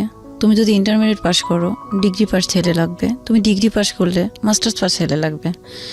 তোমাকে তো এত টাকা দিয়ে আমি বিয়ে দিতে পারবো না। পরে আমার একটা বিয়ে লাগলো, ছেলেটা একটা মোটর সাইকেল ছিল, সব কিছু ঠিক হলো। কিন্তু ছেলেটার কথা হচ্ছে, মানে আমার বাবার একটা মানুষে, মানে পারিপার্শ্বিকে যে লোকগুলো ছিল, আমি আপনাকে আগেই বলছি যে আমার গ্রামের 99% লোক একদিকে, আর আমরা শুধু ওই যে বলছি একা, শুধু আমরা একা।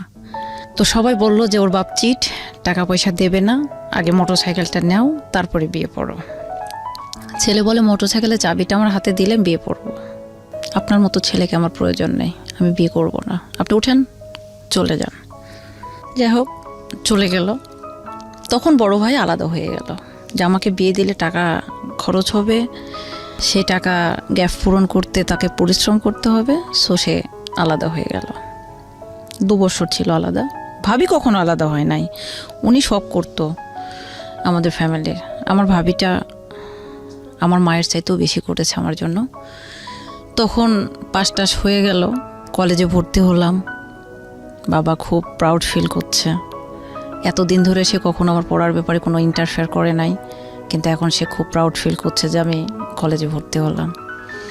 হওয়ার পর সে গভর্নিং বডিতে ইলেকশনে দাঁড়ালো, যেটা হচ্ছে অভিভাবক প্রতিনিধি।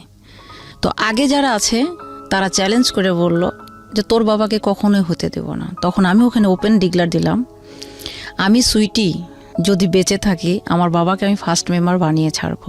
চ্যালেঞ্জ থাকলো, তোর বাবারা 10 বছর 20 বছর ধরে এখানে মেম্বারই করছে, আমার বাবা ফার্স্ট আসছে, কিন্তু আমি তাকে ফার্স্ট মেম্বার বানাবো। বাজি থাকলো তোদের সাথে। আমি 750 স্টুডেন্টের বাসায় সাইকেল নিয়ে, ভ্যানে, হেঁটে আমি গেলাম, তাদেরকে কনভিন্স করলাম। ভোটে আমার বাবা ফার্স্ট মেম্বার হলো।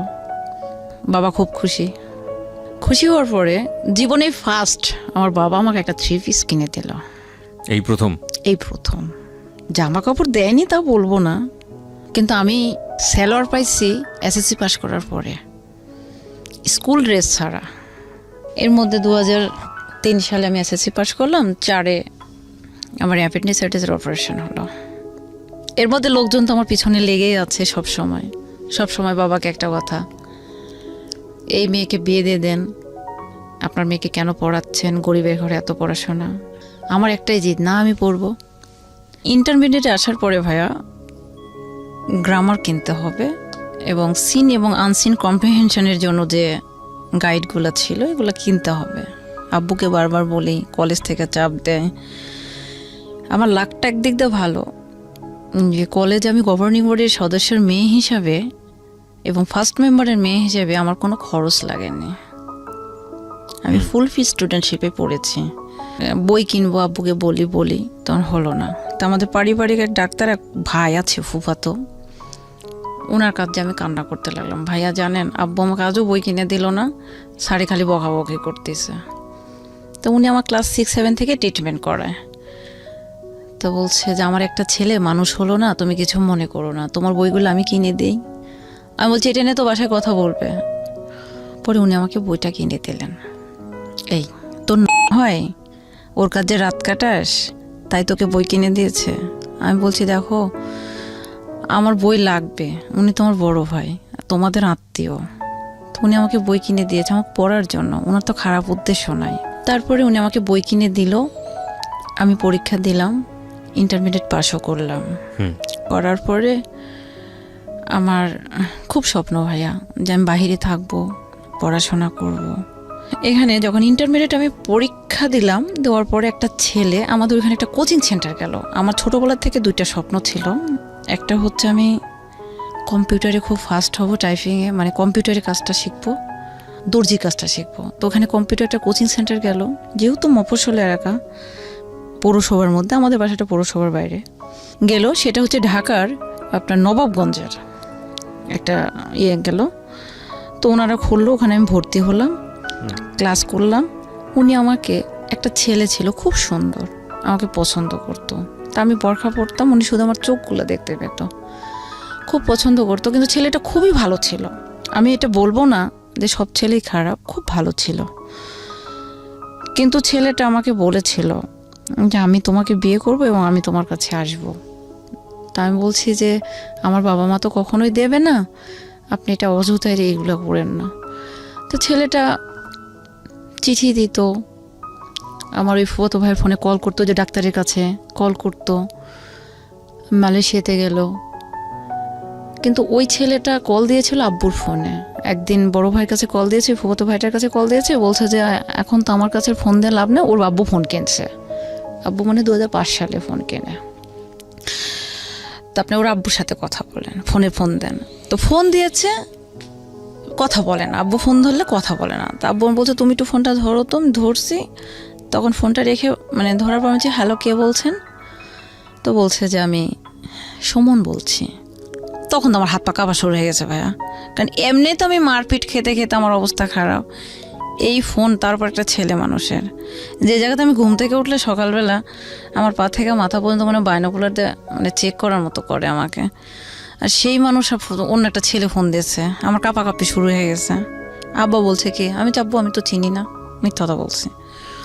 আমি মিথ্যা কথা বলতে পারি না ভাইয়া। তারপরে তারপরে বললাম, ওই ছেলেটা একদিন ফোন দিয়েছে ভাই আমাকে, বাসায় নিয়ে এসে বড় আপা, দুলা ভাই, বড় ভাই, মেজো ভাই, আম্মা, আব্বা, বাড়ির চারিদিকে ঠিক এইরকম চারিদিকে সবাই দাঁড়ায় আছে, উঠানের মধ্যে আমাকে ফোন দেয়, বলছে তুমি কথা বলো। আমি বলছি যে আপনি কেন ফোন দিয়েছেন? বলতেছে কি, সুরি তুমি আমার চিনতে পারতেছো না?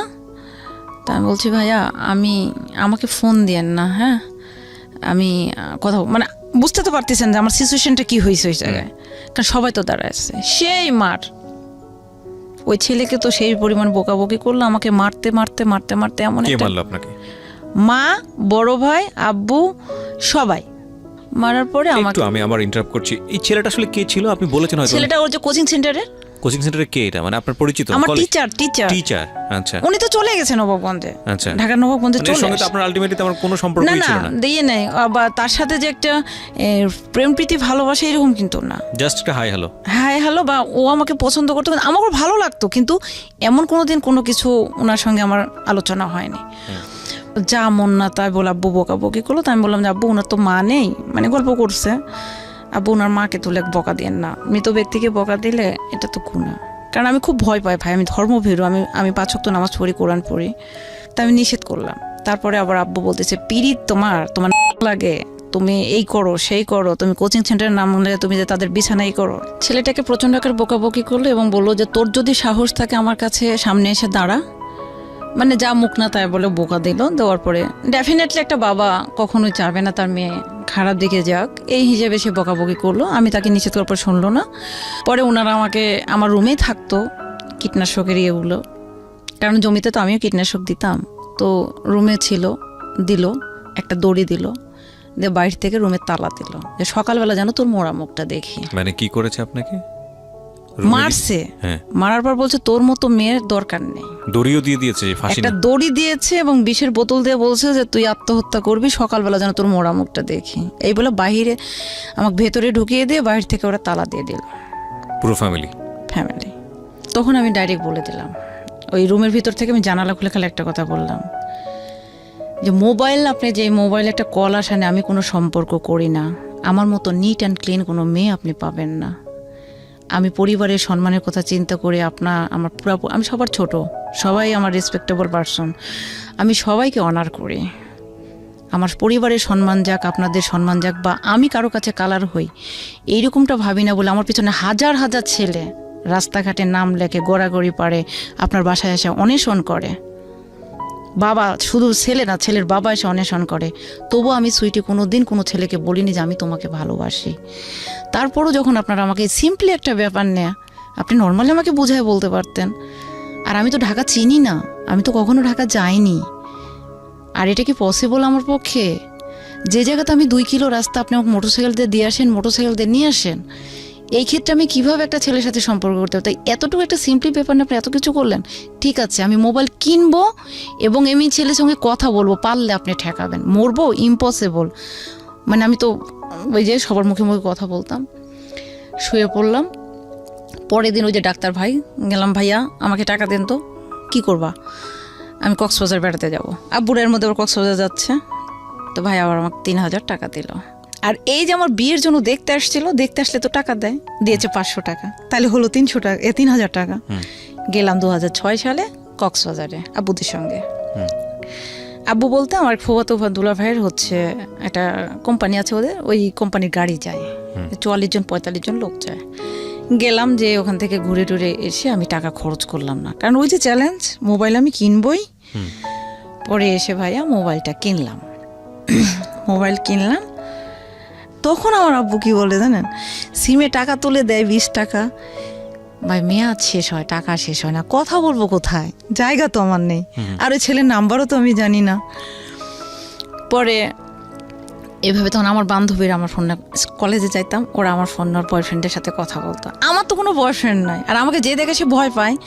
আমি কলেজের মধ্যে ঢুকছি, আসসালামু আলাইকুম আপু, সাইড দিচ্ছে, আসসালামু আলাইকুম আপু, সাইড দিচ্ছে। মানে আমি এতটাই ছিলাম যে প্রেমের কথা আমার কাছে কেউ বলা আমার তো থাপ্পড়, এরকম ছিলাম, খুব ডেসপারেট। তখন এরকম জিনিস ওরা কথা বলতো, আমি কিছু বলতাম, ওই যে এই শোন তোদের বয়ফ্রেন্ডদেরকে বলে দিস রাত্রে যেন ফোন দেয় না, কারণ আমি ফোনে কিন্তু রিংটোন মানে ভাইব্রেশন কিংবা সাইলেন্ট আমি করতে পারি না। রিং বাজলে আব্বুর রুম থেকে শুনতে পাবে, শুনতে পারলে কিন্তু আমার পিটনি মাপ যাবে না। ওই রাত 8টার দিকে কল দিত, ভোর 6টা পর্যন্ত উনি লাইনে থাকতো, ইন্টারনেট থেকে কল দিত। আমি তো ভাই কি কথা বলবো, আমি বললাম ভালো আছেন? হ্যাঁ। খাওয়া দাওয়া করছেন? হ্যাঁ। তুমি কি করছো? আমি পড়ছি। তো কথা বলবা না? তা আমি পড়ছি, তো কথা বলবো কি করে? তো ঠিক আছে তুমি লাইন কাটবা না। মানে ওনার চিন্তা ভাবনা ছিল যে আমি হয়তো অন্য কারোর সাথে কথা বলবো। তা আমি ফোনটা ভেবে লাইনে রেখে আমি ঘুমায় যেতাম। আমাদের বাসায় কোনো নেটওয়ার্ক পায় না, তো জানালার উপর ফোনটা রেখে আমি ঘুমায় যেতাম। ঘুম থেকে উঠে দেখতাম ওই লোকটা লাইনেই আছে। তারপরে উনি এভাবে কথা বলে, আমি ওভাবে ঘুমায় যাই। প্রতিদিন উনি ফোন দেয়। নাম কি ছিল ভদ্রলোকের? নাম সুমন। আচ্ছা, পুরো নামটা না বলি, ঠিক আছে, সমস্যা নেই। হ্যাঁ, সুমন। ঘুমায় গেলাম, প্রতিদিন দেখি একই করে টানা 3 মাস।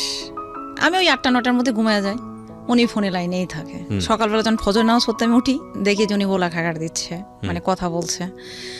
আমি বলছি ভাই আমি তো ঘুমাবো, ঘুম থেকে উঠলাম, আপনি এখনো ঘুমান নাই? এই বলে আমি ফোনটা কেটে রেখে আমার ভাবি তখন এই যে বাথরুমে যেতে গেলে আমার রুমের সামনে যেতে দেখে, কি ব্যাপার? আমি ভাবি আমি তো কথা বলি নাই। আমার ভাবি আমাকে কখনোই আজ পর্যন্ত একটা থাবরও সে মারে নাই আমারে, এবং বলেও না যে একটা লাঠি ভাঙে 2টা করো। তো যাই হোক, আমি উঠতাম, পড়াশোনা করতাম। কলেজ লাইফের সময় উনি কখনোই ফোন দিত না, উনি ফোনই দিত রাত্রে। 3 মাস পরে উনি চলে গেলেন মালয়েশিয়াতে। উনি বললেন যে আমি মালয়েশিয়া থেকে ফিরে তোমার কাছে আসবো। অনেক কসম, আমি এগুলো বিশ্বাস করি না। যাই হোক, আমি কোনো ছেলে মানুষকে কখনো বিশ্বাস করি না, নিজের বাবাকেও আমি বিশ্বাস করতে পারি নাই। আমি এতটাই মানে কষ্ট পাইছি সব জায়গায়। পরে ছেলেটা চলে গেল, কোনো যোগাযোগ নেই। এটা নিয়ে আমার কোনো হেডেকও নেই, কারণ আপনার ওই ফিলটাই ছিল না। না, আমার তো প্রেম বলে কিছুই নাই আমার লাইফে। প্রেম কিছু জিনিস আমি এটা বুঝিও নাই। চলে গেল উনি, দীর্ঘ গ্যাপ। পরে ভাই আমি ইন্টারমিডিয়েটেও পাশ করলাম। করার পরে আমার স্বপ্ন ভাই আমি অনার্সে পড়বো। রাজশাহী কলেজে আমি অ্যাডমিশন দিলাম। 2500 স্টুডেন্ট নেবে, আমি 2300 চলে আসলাম। কিন্তু ওনারা গাট করে একটা নিয়ম করে দিল যে 2000-এর বেশি নেবেন না। আমি ওখানে কেটে পড়লাম। আমার অ্যাডমিটটা ওইখানে একজন ব্ল্যাকমেল করলো, মানে যারা যে ব্যবসা করে, বোঝেন নাই? তখন তো রমরমা ব্যবসা ছিল স্টুডেন্ট ভর্তির। আমার অ্যাডমিট কার্ডটা অরিজিনালটা এবং রেজিস্ট্রেশন কার্ডটা ওরা আটকায় দিল। আচ্ছা, যাই হোক, ডুপ্লিকেটটা আমার কাছে ছিল। আমি পরের বছরে আমার আব্বু তখন বললো যে তুমি, আমার আব্বুর হচ্ছে স্বার্থ, ওনার স্বার্থ হচ্ছে যদি আমি ডিগ্রি কলেজে পড়ি, যেখান থেকে ইন্টারমিডিয়েট করেছি, হুম তাহলে উনি ডেফিনেটলি আরেকবার ইলেকশনে যাইতে পারবে। যদি আরেকবার যায় তাহলে ওনার আবার কিছু লাভ হবে, এইরকম ওনার টেন্ডেন্সি। জি তো আমার স্বপ্ন যে আমি অনার্সে পড়বো। হুম পরে আমি তো কোনো মতেই ভর্তি হব না। তখন সবাই বলল, আমার প্রিন্সিপাল স্যার গেলেন, হুম আল্লাহ ওনাকে বেহেশত নসিব করি, উনি আমাকে যথেষ্টই হেল্প করেছেন। ওনার লেখা একটা বই আমার কাছে আছে। হুম আমার প্রিন্সিপাল এবং অল কলেজের যত টিচার ছিলেন সবাই আমার বাসায় গিয়েছে। হুম শুধু একটা কথাই, আব্বু বলছে যে ও ভর্তি হবে না, তোমরা সবাই যাও, ওকে রিকোয়েস্ট করো। সবাই আসছে, এসে মানে আব্বু কিন্তু একজন জাদ্রেল মানুষ ছিলেন, তখন সবাই আসছে। আসার পর বলছে যে মা তুমি একটা কাজ করো, তুমি এখানেই ভর্তি হও, এখানে ডিগ্রি করো, তারপর প্রিভিয়াস করো, তারপর মাস্টার্স করো। আমি বলছি না, আমি অনার্স পড়বো, অনার্সের আলাদা মূল্যায়ন আছে। বলছে না, এখন ডিগ্রিতেও মূল্যায়ন দিয়েছে। আমি বলছি না, আমি অনার্স পড়বো, অনার্স পড়লে পড়বো, নাহলে না, পুরো সার্টিফিকেট আমি ছিঁড়ে ফেলবো। তখন আমাকে আমার এক রোলটা রেখে দিল, দিয়ে সবাইকে ভর্তি করালো। আচ্ছা পরে আমি ভর্তি হব না 47। তখন বান্ধবীরা যে বোঝালো যে দেখ দোস্ত, সবার ভাগ্যে তো সব হয় না, আমরাও তো পড়তেছি। মানে ডিগ্রি পড়বেন এই কারণে ক্লাসে হ্যাঁ। গেলেন না? হ্যাঁ 6 মাসের মধ্যে যত পড়াশোনা হয়েছে সব শিটমিট স্যারেরা আব্বুর হাতে হাতে পাঠাইছে, তারপরও আমি পড়বো না। হুম পরে তারপরও আমি জিত করে আবার নাটোরে এনএস কলেজে অ্যাডমিশন দিলাম। হুম অ্যাডমিশন দেওয়ার পরে ভাই আমার চান্স হলো। হুম আমার চয়েস দিল হচ্ছে ইকোনমিক্স, হুম দর্শন একটা, অর্থনীতি একটা, বাংলা, ইংলিশ। তা আমার চিন্তা ভাবনা ছিল যে আমি অর্থনীতি পড়বো। আমার অর্থনীতি স্যার আমাকে উৎসাহ দিল। আমার বাবার কথা, তুমি ইংলিশ পড়ো। আমি বলছি আব্বা, ইংলিশ হচ্ছে ফরেন ল্যাঙ্গুয়েজ, আমি কখনো করিনি, কিন্তু আমি নিজের থেকে যতটুকু করছি করে আসছি, বাট আমি ইংলিশটা পড়বো না। আমি আব্বা অর্থনীতিটা পড়ি, না হলে বাংলা পড়ি। না, বাংলার প্রফেসরদের ভাত হয় না, ইংলিশ পড়লে পড়ো, না হলে পড়ো না। পরে কি করব, তখন বলতেছে, তা আমি বলছি ঠিক আছে, আমি ইংলিশই পড়বো। তো নাটোর গুড়ের আড়তের সাথে আমার মামার বাসা, আম্মুর হচ্ছে মামাতো ভাইয়ের বাসা। মামানি তখন বলল, ও আমার বাসায় থাকবে, 2-3টা টিউশনি করবে, আর মাসে আপনি 1,000 টাকা দিতে পারবেন না ভাই, তাহলে মেয়েটা এখানে পড়ুক, চাল ডাল তো লাগছে না। আমার বাবার কথা 1,000 টাকাও দেব না। তখন বিশ্বাস করবেন না ভাইয়া, যে স্বপ্ন ভাঙলে কেমন লাগে সেদিন আমি দেখছি। প্রচণ্ড কান্না, আমাকে ভর্তি করালো না। তখন আমি ডিগ্রি পড়লাম। ডিগ্রি পড়তে ভাইয়া, ডিগ্রি ফার্স্ট ইয়ার পরীক্ষার পরে আমার বড় দুলা ভাইয়ের সাথে একটা লোক বিজনেস করতেন, দাড়ি, 32 এজ, কালো মোটা, বিজনেস করতেন, আলুর প্রজেক্ট করতেন, যেটা আমাদের থানার পাশে। এই লোকটার সাথে তখন আমাদের পরিচয় হলো, আমাদের বাসায় আসলো। এসে উনি আজান দেয়, নামাজ পড়ে, কোরআন পড়ে, এবং আমি তো দেখতেছি না যে বরখা টরখা পড়ি আমি কারোর সাথে। আর আমার ফোন নাম্বার তো কারো কাছে না, শুধু আমার পরিবারের লোকজনের কাছে আর আমার স্যারদের কাছে ছিল। আমার আব্বু প্রত্যেকটা ক্লাসে আমাকে ফোন দিত যে আমি ক্লাসে আছি কি না। আমি ফোন না ধরলে স্যারকে ফোন দিত যে পাগলি কি ক্লাসে আছে। কলেজে প্রত্যেকটা স্যার আমাকে পাগলি ডাকতো, মানে খুব দুষ্টু। সাইকেল নিয়ে চলে যেতাম কলেজের মধ্যে, স্যারের সাইকেল নিয়ে চলে গেছি, স্যারের মোটর সাইকেল নিয়ে চলে গেছি, এরকম। আর আব্বু একটা কাজ করতো, 2টা রেস্টুরেন্ট ঠিক করে দিয়েছিল। একটা হচ্ছে আমি একটা কোচিং করতাম ওইখানে খাওয়ার জন্য, আর একটা হচ্ছে ওইখানে যদি খাওয়া দাওয়া না করতে পারি তাহলে যেন এসে কলেজের গেটে একটা হিন্দু মামা ছিল, ওখানে। তো বান্ধবীদের না খাইতাম, এসে বলতাম আব্বু এত টাকা বিল হয়েছে। তো আব্বু আমাকে 10 টাকা দিলে আম্মু শুধু ঝগড়া করতো, তুমি ওকে টাকা দাও কেন। মানে আম্মা সবসময় কেমন যেন, আমি সবসময় বলতাম আম্মা তুমি কি আমার নিজের মা, আর মারতো। তো এইভাবে যখন চলতে তখন আমি পাশ করলাম, তখন আমি ভর্তি হলাম। তখন আমার বড় দুলা ভাই বলল যে ভাই ওর নাম্বার তো আমার নাম্বারটা চাইলো ওই লোকটা, দুলা ভাইয়ের যে ফ্রেন্ড যাই বিজনেস করে। তো বলছে ভাই ওর নাম্বারটা তো কাউকে দেওয়া হয় না, আমি নিজেও জানি না ওর নাম্বার, আব্বু কিন্তু ওকে মারবে, নাম্বার দেওয়া যাবে না। যাই হোক দুলা ভাই বলতেছে আরে লোকটা তো নামাজি, নাম্বারটা দাও। উনি তখন ফোন দিত, কেমন আছেন আপু, এসে উনি আমার বিয়ে লাগালো, বিয়ে ভেঙে গেল, এই যে দাঁতটা উঁচু, তাই বিয়ে ভেঙে গেল। যাই হোক লোকটা চলে গেল, ওই লোকটা ফোন টোন দিত। হঠাৎ একদিন লোকটা আমাকে বলতেছে আপনার দুলাভাই তো অসুস্থ, আপনাকে যেতে বলছে, কলেজের গেটে এসে বলছে। তা আমি বলছি যে দুলাভাই তখন ফোন নাই, তাই আমি বলছি তাহলে দুলাভাই অসুস্থ আমি কিভাবে জানবো, আমি যাবো না, আমি বাসায় যেতে হবে। বলছে চলেন। যাই দেখি ভাইয়া উনি পুরা লোকজন নিয়ে মানে আমাকে বিয়ে করবে। এই ব্যবসায়ী লোকটা, আলুর ব্যবসায়ী লোকটা, সে কিন্তু বিবাহিত, 2 বাচ্চার বাবা। আচ্ছা। তখন আমাকে ওখানে ভাইয়া বলতে গেলে অস্ত্রের মুখে ধরে আমাকে ওনারাই বিয়ে করানোর পরে আমি তো চলে আসলাম বাসায় পালায়া। এই ঘটনার উপর কেন্দ্র করে নিয়ে আমার পুরা গ্রামের লোক, এটা গেল তো এই সাইডে, উনি বিয়ে করলে আমি চুপ করে এসে বাসায় থেকে গেলাম, বললাম না কাকু ভয়ে। সাইন টাইন কিন্তু ওনারাই করলো, 1 লক্ষ টাকা মহারণা মানলো। এর মধ্যে বাসাতে হয়েছে কি, বরেন্দ্র বহুমুখী উন্নয়ন কর্তৃপক্ষ আপনি চিনবেন যেহেতু বগুড়াতে আছে, তো বরেন্দ্রর কিছু টাকা আমার অ্যাকাউন্টে জমা হয়েছিল, প্রায় 3.25 লক্ষ টাকা। এটা কি করলো, আমার গ্রামের একটা ছেলে আছে, উনি তখন এই টাকাটা বিভিন্ন ব্যাংকে যায়া আমার চেক জালিয়াতি করে ওরা টাকাগুলো উঠাইছে। ওদের মধ্যেই ভাগাভাগি নিয়ে গ্যাঞ্জাম বাঁধছে। বাঁধার পরে এটা আব্বুকে বলল, আমি কিন্তু বিয়ে পর্যন্ত স্টপ রাখছি। ভাগাভাগি নিয়ে যখন গ্যাঞ্জাম বাঁধলো তখন আব্বুকে একজন ইনফর্ম করলো যে চাচা, সুইটির নামে যে টাকা আছে ওই যে এনজিওতে, এই টাকাটা কিন্তু চুরি করে ওরা তুলে ফেলেছে। কি বলো? আব্বু তখন খোঁজ নিয়ে দেখে, হ্যাঁ কয়েকটা থানার মধ্যে ব্যাংকে যারা ভাঙ্গাইছে টাকাগুলো। তখন আব্বু বললো, কি ব্যাপার, তোরা টাকাগুলো এভাবে তুলছিস? তখন ওরা করলো কি, 52টা শেয়ারদার এই প্রজেক্টে, তার মধ্যে আমার বাবা একজন। এই 52 জনের মধ্যে মনে করেন 4 জনে টাকা তুলছে, আর বাকি যারা আছে এই টোটাল লোকগুলোর মধ্যে আমার বাবা। এখন সবাইকে তারা বোঝালো যে টাকাটা সুইটির বাপ তুলে ওরা আত্মসাৎ করেছে। তখন আমাদেরকে একঘরিয়া করলো আবারও, এবং একটা রিজন নিল যে সুইটি পালায় যে বিয়ে করছে। দেওয়ার পরে আমার বাবার ওই রে মার আমাকে, তুই বিয়ে করেছিস, এই করেছিস, সেই করেছিস, এতগুলো টাকা ওরা তুলেছে, তুই কখনো অ্যাকাউন্ট চেক করিস নাই। না, কিন্তু এখানে আমার একটা প্রশ্ন আছে। আপনি অত্যন্ত সাহসী, সেটা ছোটোবেলা থেকে আমরা গল্প শুনে বুঝতে পারছি। এরকম একটা বিয়ে আপনাকে করলো তারা, আপনি পরবর্তীতে কোনো স্টেপ কেন নেননি ওই সময়ের মধ্যে? আমি স্টেপটা নেওয়ার সুযোগ পাইনি তো, কারণ আমি বাসায় আসার পর তো আমার মারপিট শুরু হয়ে গেল। আর এই যে একঘরে করে দিল, এদিকে টাকার এদিকে দৌড়াবো না ওই ব্যক্তির প্রতি আমরা স্টেপ নেব। আমাকে তো বিশ্বাসই করলো না, আমাকে তো বাসা থেকে বের করে দিল রাত 12টার সময়। আমি চলে এলাম মার খেয়ে। এটা হচ্ছে 2009 সালের ডিসেম্বর মাসের 17 তারিখে। তখন আমার পাশের বাড়ির এক ভাইয়া বলল, যেটাই হোক, সত্য মিথ্যা জানি না, নিজের জীবনটা নষ্ট করিস না, পড়াশোনাটা করিস। আমার মা আমাকে বাধা দিল, কিন্তু আমার 2 ভাইকে আমি পিটাই কপালটা ফাটাইছিলাম দুজনারই, ইট দিয়ে বাড়ি দেয়া।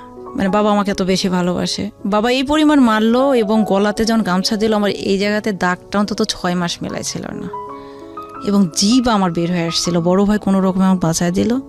পরে 6টা 3 পিস, একটা সাইড ব্যাগ, ঠিক এতটুকু একটা ছোট সাইড ব্যাগ, আর 14টা বই নিয়ে আমি বাসা থেকে বের হয়ে চলে গেলাম। কোথায় গেলাম? খালার বাসায়, মেজো খালার বাসায়।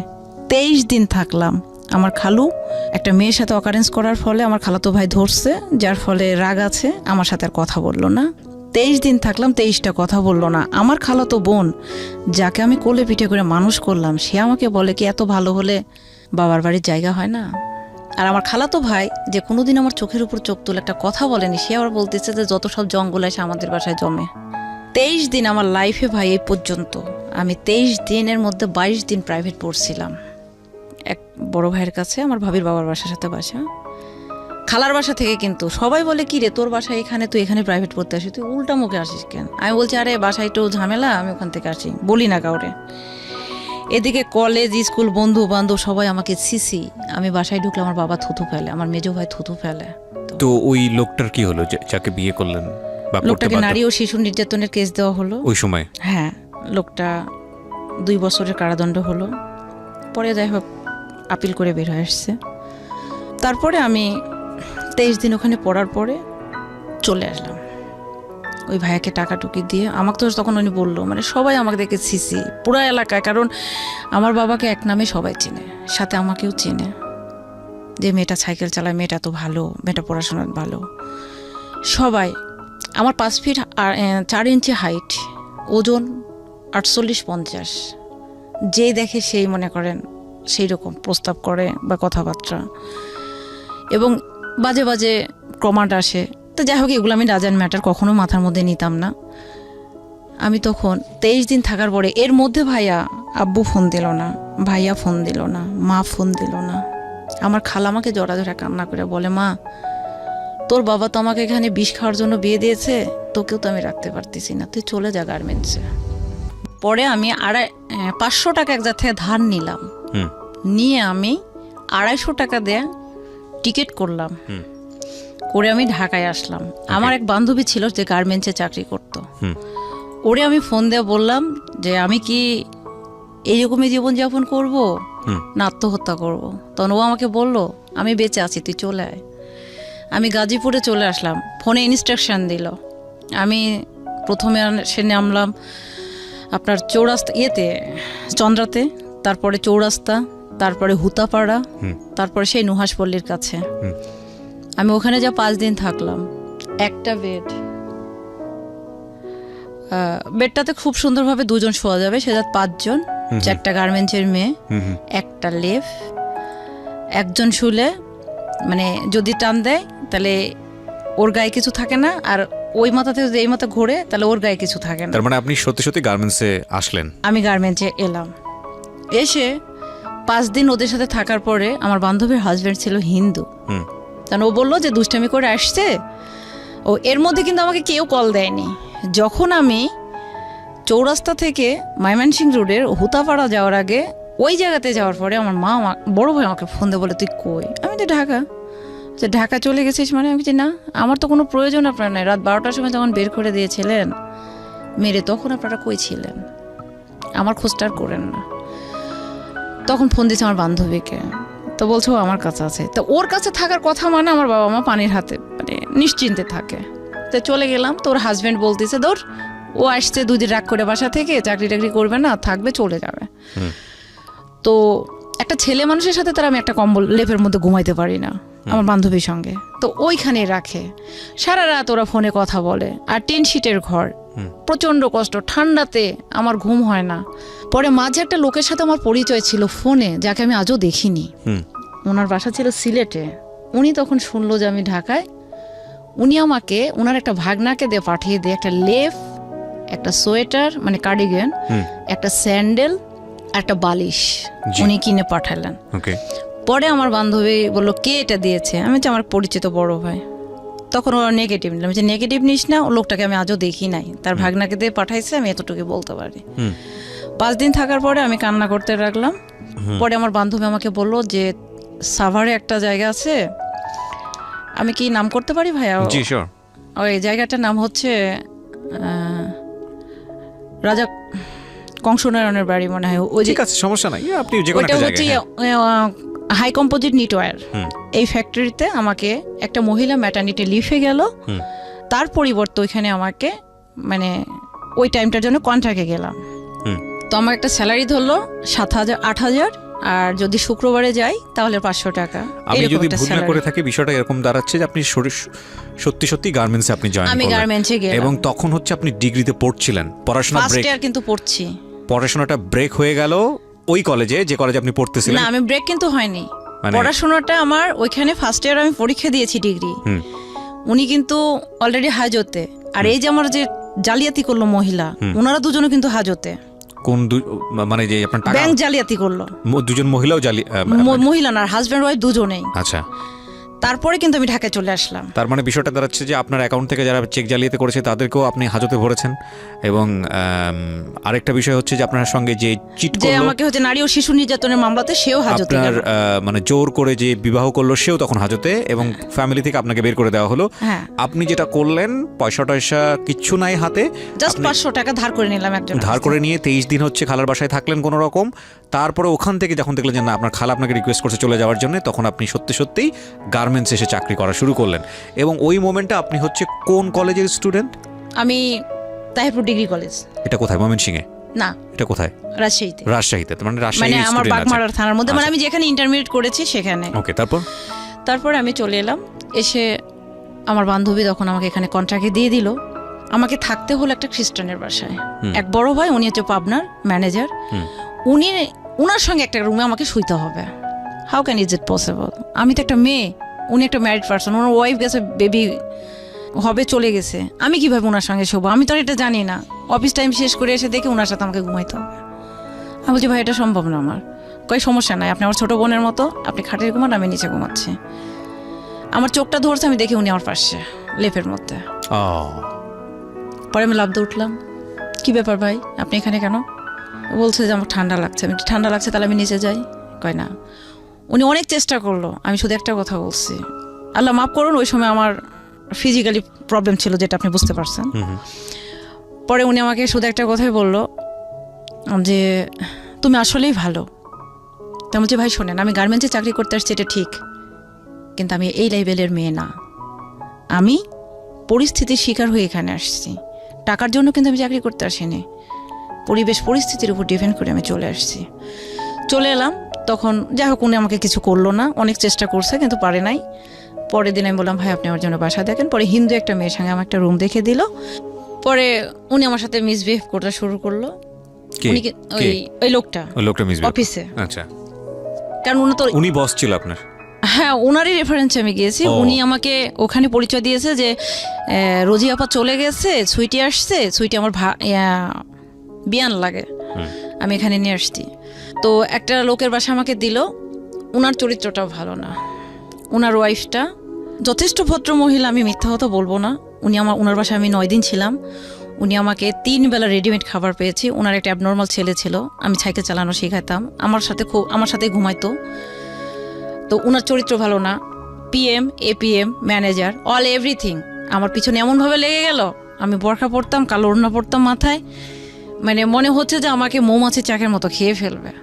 তখন আমি আমার বান্ধবীকে বললাম যে আমি এখানে থাকতে পারবো না। কই আমি এখনো মরি নাই, তুই এক্ষুনি চাকরি ছাড়। এর মধ্যে কিন্তু অলরেডি আমাকে এই 9 দিনের পরে কিন্তু আমাকে দিয়ে দিয়েছে। তাহলে একদিন এখানে গেল, 9 দিন এখানে গেল, তাহলে 10 দিন। 5 দিন গেলাম আমি নন্দিনী নামের একটা মেয়ের কাছে, হিন্দু, যে ও গোশ খায় না, আমিও গোশ খাই না, ও ডিম ভক্ত, আমিও ডিম ভক্ত, সমান হয়ে গেল। বাজারও করলাম, আমি তো বাজারও করতে পারতাম না। আমি যা বলি ডিমের কেজি কত, তো বলে যে ডিমের তো কেজি হয় না, এটা হালিভাও হয়। তো যাই হোক এভাবে নিলাম, নেওয়ার পরে তেল সব কিনলাম, বাজার সদা করলাম। করার পরে আমি অফিসে মানে কেমন যেন একটা ভারী ভারী ভাব আমার। কিন্তু ওই গার্মেন্টসে যেই না, আমি কিন্তু আমার বান্ধবীকে বলেছিলাম আমার পায়ের স্যান্ডেলটা যেন খুলতে না হয়, তার মানে আমি যেন লেবার কোয়ালিটিতে না যাই।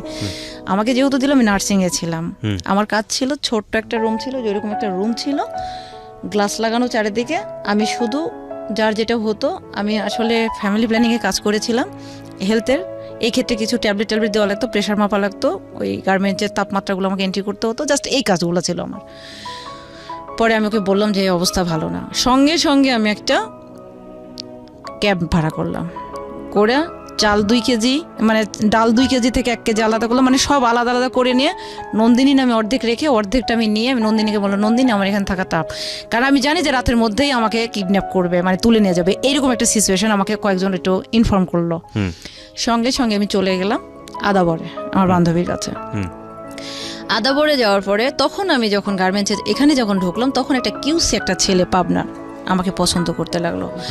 বলতে শুরু করলো যে মেসেজ দিত যে তোমার বডি স্ট্রাকচারটা অনেক সুন্দর, কিন্তু তোমার চেহারা যেমনই হোক যে কোনো ছেলেকে অ্যাট্রাক্ট করতে পারে। তা আমি বলছি যে এটা আমি জানি, এটা আপনাকে বলতে হবে না, আর এটা নিয়ে কোনো মাথা ঘামানোর দরকার নেই।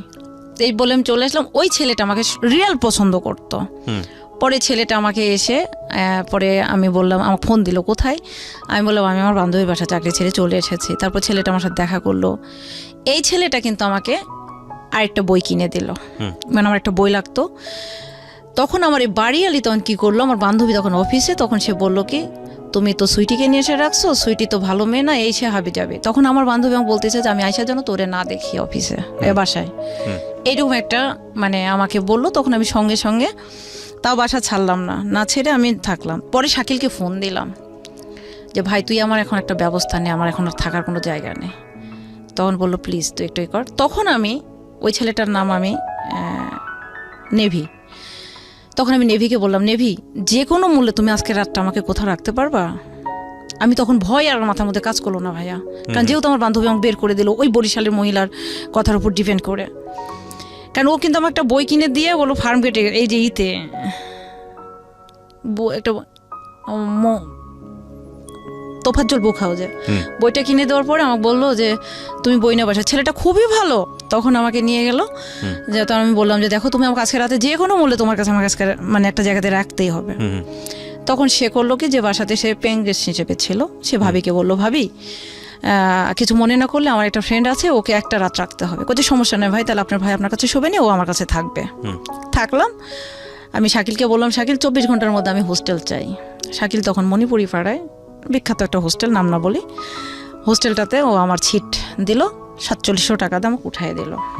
শেষ, শাকিলের দায়িত্ব শেষ। ওঠানোর পরে তখন আমি রাজশাহীর একটা পরিচিত আঙ্কেল ছিল, ওনাকে আমি ফোন দিলাম যে আঙ্কেল আমি তো ঢাকায়, আমার একটা জবের দরকার। তখন উনি আমাকে পাঠাইলো ফৌজদার ফ্যাশন ওয়্যার, নাহার প্লাজা, আপনার ইস্টার্ন প্লাজার অপোজিটে। আমি গেলাম ইন্টারভিউ দিতে, আমি তো কিছু চিনি না। শাকিল ওর এলাকার, শাকিলের বাসা ছিল কিশোরগঞ্জে, ওর এলাকার একটা ছেলেকে বললো তুই যা তো সুইটিকে একটা ইন্টারভিউ দিয়ে। গেলাম, ইন্টারভিউ দিয়ে আসার পর চাকরিটা হয়ে গেল। ওনারা আমাকে রিসেপশনের কথা বলে পরে আমাকে সেলস অ্যান্ড মার্কেটিংয়ে দিল। মিরপুর 10, 14, আপনার হচ্ছে Dhanmondi, Mohammadpur, Nurjahan road, Jahangir road, Aurangzeb road, Gulshan, Banani, সব জায়গাতে আমাকে মার্কেটিং করতে হতো।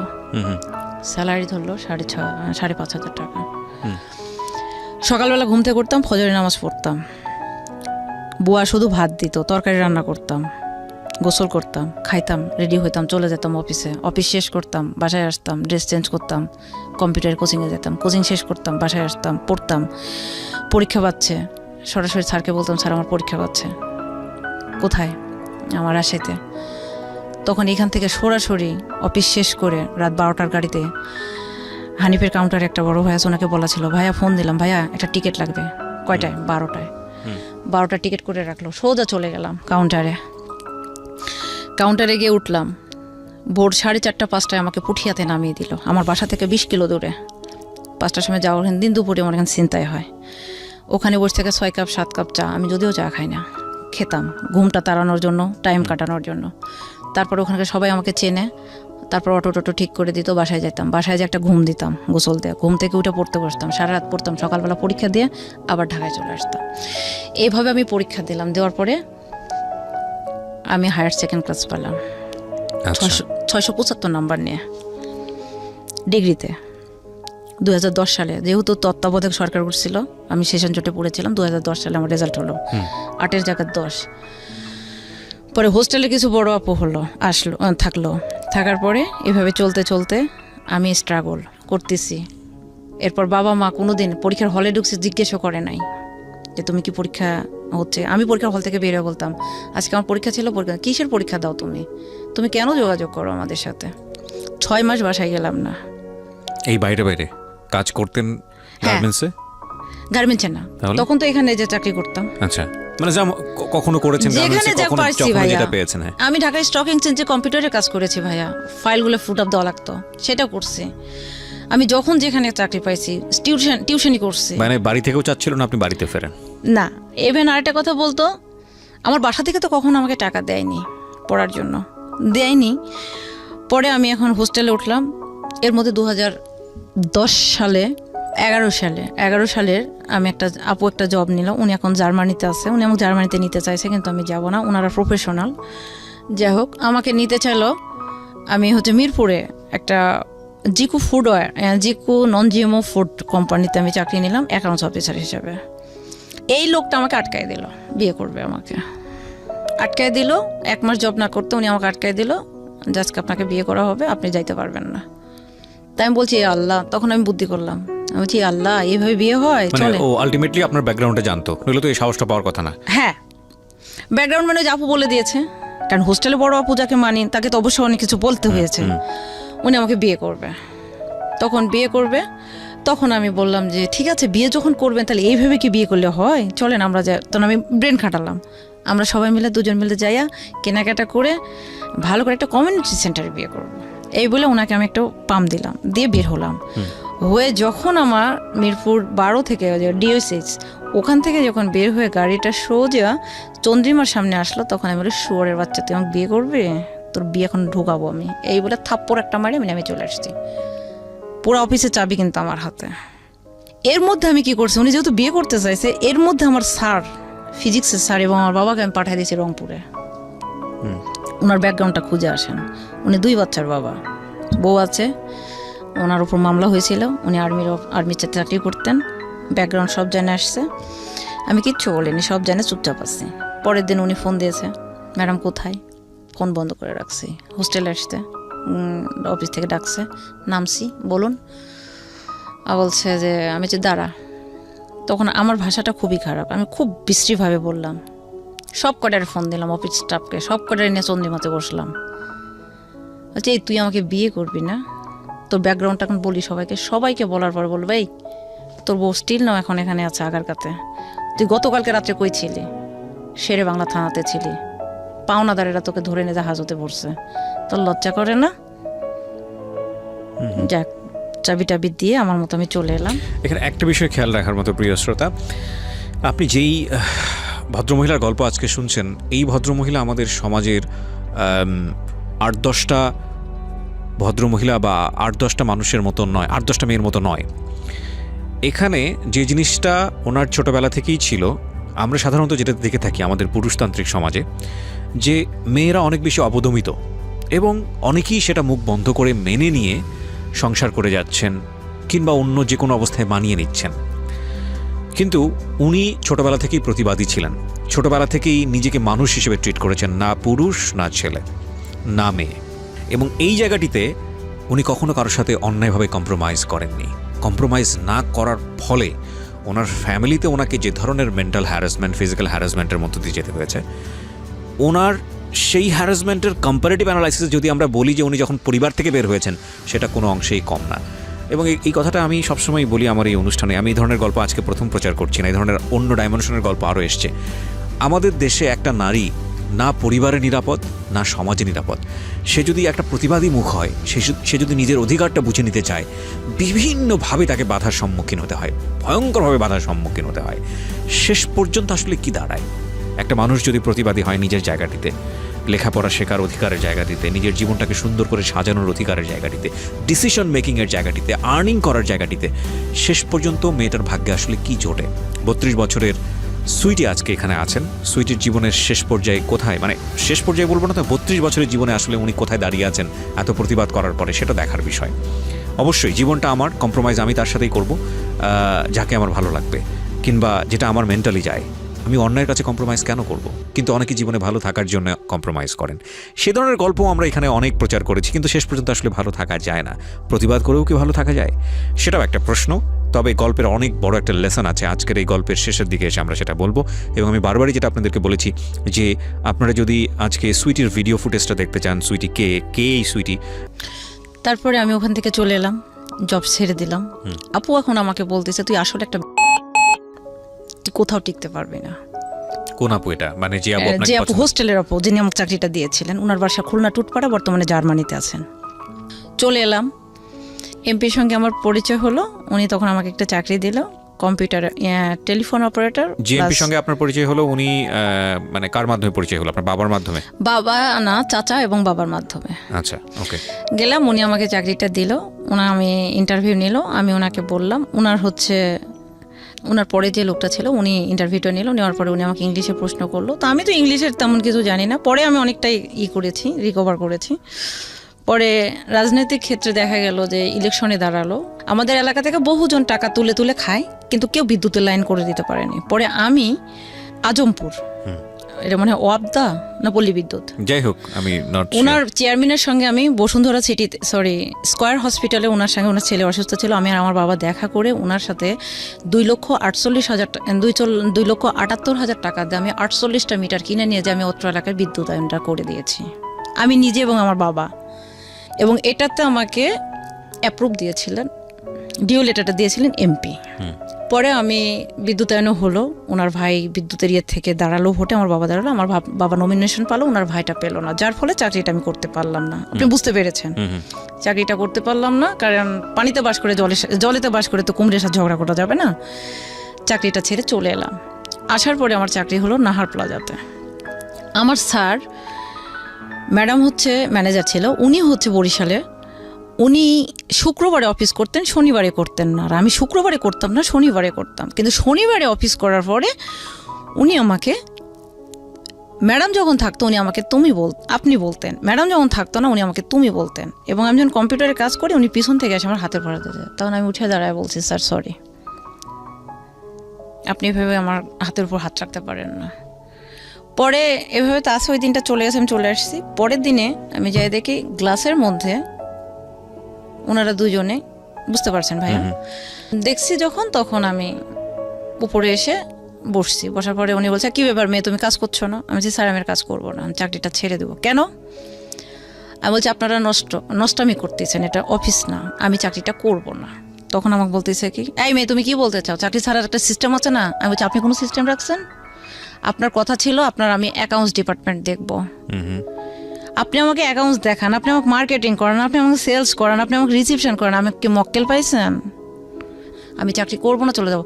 কয় বেতন তুমি পাবো না। আমি যে বেতন আপনি 24 ঘন্টার মধ্যে দেবেন না 24 মিনিটের মধ্যে দেবেন ডিসাইড করেন আপনি। আমি চলে গেলাম। এটা গেল আমার চাকরির সূত্র। আমি তখন আমার দুলা ভাই, আমার মেজো ভাইয়ের টাকা নিয়েছে একজন, সে টাকাটা দেয়নি, এটা নিয়ে সে গ্যাঞ্জাম করছে। এটা নিয়ে এলাকায় কিছু হিরোইনসি এবং কিছু নেতারা আছে, তারা নিয়ে গ্যাঞ্জাম বাঁধাইছে। মেজো ভাইকে পুলিশের মানে খুঁজছে। এর মধ্যে আম্মা ফোন দিয়ে কান্নাকাটি শুরু করে দিয়েছে। 6 মাসের মধ্যে কিন্তু আমি বাসায় যাইনি, ফোন দিয়ে কান্নাকাটি করছে যে এই ঘটনা। তাই আমি বলছি যে যারা এই গ্যাঞ্জামটা বাজাচ্ছে তারা তো দোলা ভাইরে ক্লোজ। তখন আমার আবার ওই যে সুজন, একটা নাম প্রথমে বলেছিলাম আপনাকে, সুজনের শালা তো আমার নিজের যেটা তো ভাই, তো ওকে আবার মানে আব্বুর মামা তো ফুফাতো ভাইয়ের ছেলে, ওকে তখন ফোন দিয়ে বললাম যে কে রে এই ঘটনা দেখতো। তো বলছে শুনবো না, এটা তো আমরা করতে পারবো না, আমি ভাইয়ের নাম্বারটা দিচ্ছি, মানে সুজনকে। কার নাম্বার? তোর নাম্বার। তো সুজন ভাইয়ের সঙ্গে আমার দীর্ঘ 9 বছরের মতো দেখা নাই।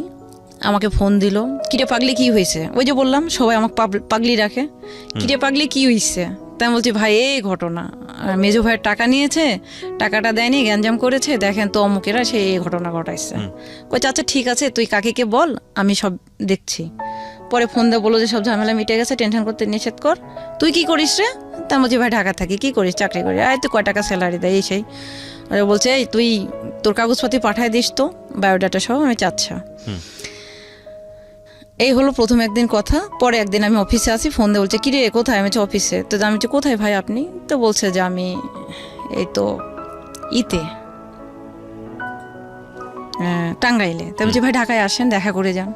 তো বলছে না রে বোন, যাইতে পারবো না, শেষ। তৃতীয় একদিন বলছে কে রে তুই রাজশাহীতে আসিস না? আমি বলছি হ্যাঁ যাই, ওই যে মামলা ডেট পড়লে যাই। তারপরে আমি গেলাম। তো বলছে কই থাকিস? আমি যে ওখানে যাই, সকালবেলা যা নামি কেস যায় আঙ্কেলের মেয়ের কাছে ঘুমাই, তারপরে বেলা হয় আঙ্কেলের আমি কোর্টে যাই, কোর্টে কাজ শেষ করে আমি আবার আঙ্কেলের বাসা থেকে ব্যাগটাক নিয়ে আমি সোজা ঢাকায় চলে আসি। কেন? আরে আমি তোর দোলা ভাই এখানে থাকি, এই সেই। তাই বলছি না ভাই আপনারা বড় লোক মানুষ, আর আপনার চরিত্র ভালো না। আসলে ওনার চরিত্রটা ভালো না।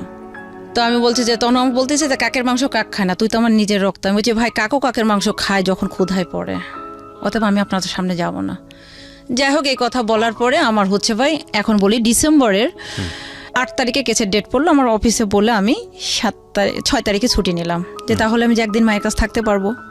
এর মধ্যে আমার আম্মার কিন্তু অপারেশনে হয়ে গেছে, হচ্ছে পিত্তস্থলীর পাথর অপারেশন হয়েছে, তারপরও কিন্তু আমি যাইনি। পরে আমি চলে গেলাম। যাওয়ার পরে এটা কিন্তু 2011 সালের ডিসেম্বর মাসের 6 তারিখ। তখন আমি ভোর 6টার গাড়িতে রওনা দিলাম, 6টার গাড়িতে না 10টার গাড়িতে রওনা দিয়ে যাই হোক আমি রাজশাহীতে নামবো।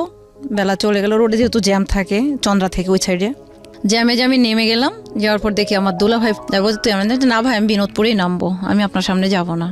কাজে এই পাগলি আয় তোর। আমি ছোটোবেলা থেকে আদর করতো, কারণ আমি তো খুব ছোটো থাকতে ওনার বিয়ে করছে।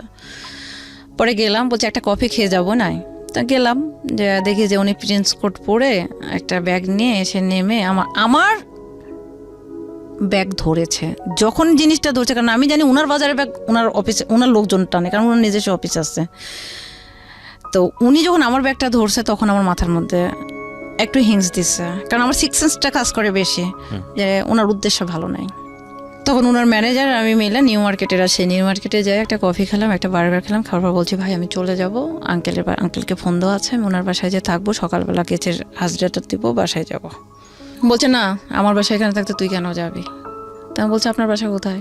আমি তো শুধু আপাকে চিনি আর ওনার মেয়েকে চিনি, ছেলেটাকেও দেখি নাই, ছেলেটা পড়ে হয়েছে। তো বলছে চল বাসায় যে। উনি নিয়ে গেছে আমাকে অন্য একটা বাসায়। যেই না এরকম গেটটা পার আমি ঢুকছে, ওই মহিলা উঠে বলে কি, আমি একটা কথা বলে দিই ভাই, এটা কিন্তু মানুষের সচেতন করার মতো।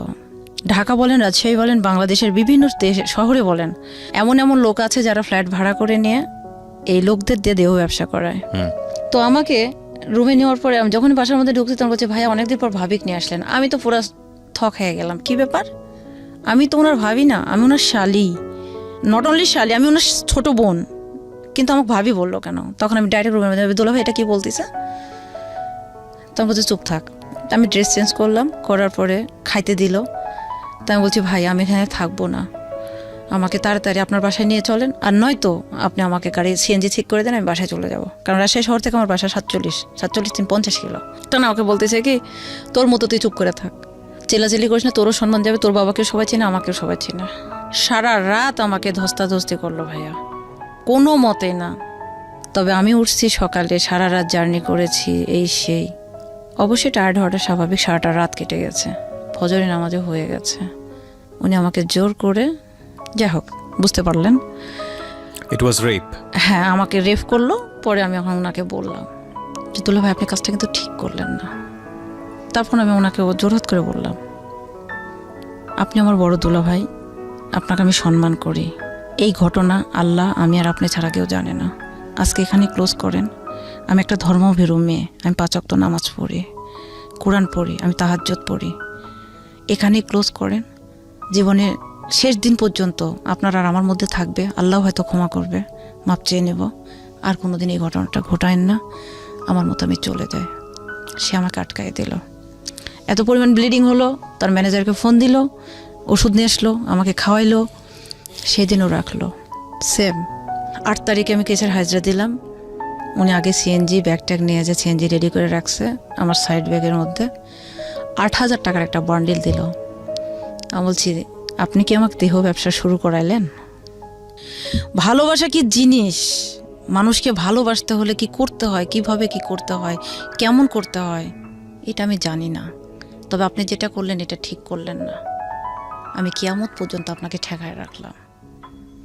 তবে জীবনে কোনোদিন আর, আমি ওই যে ফোন অফ করলাম, বাসায় এলাম, ফোন অফ, ঘুমাইলাম। আমার ফোনে মিস কল অ্যালার্ট করা ছিল 100, 150, 200 কল।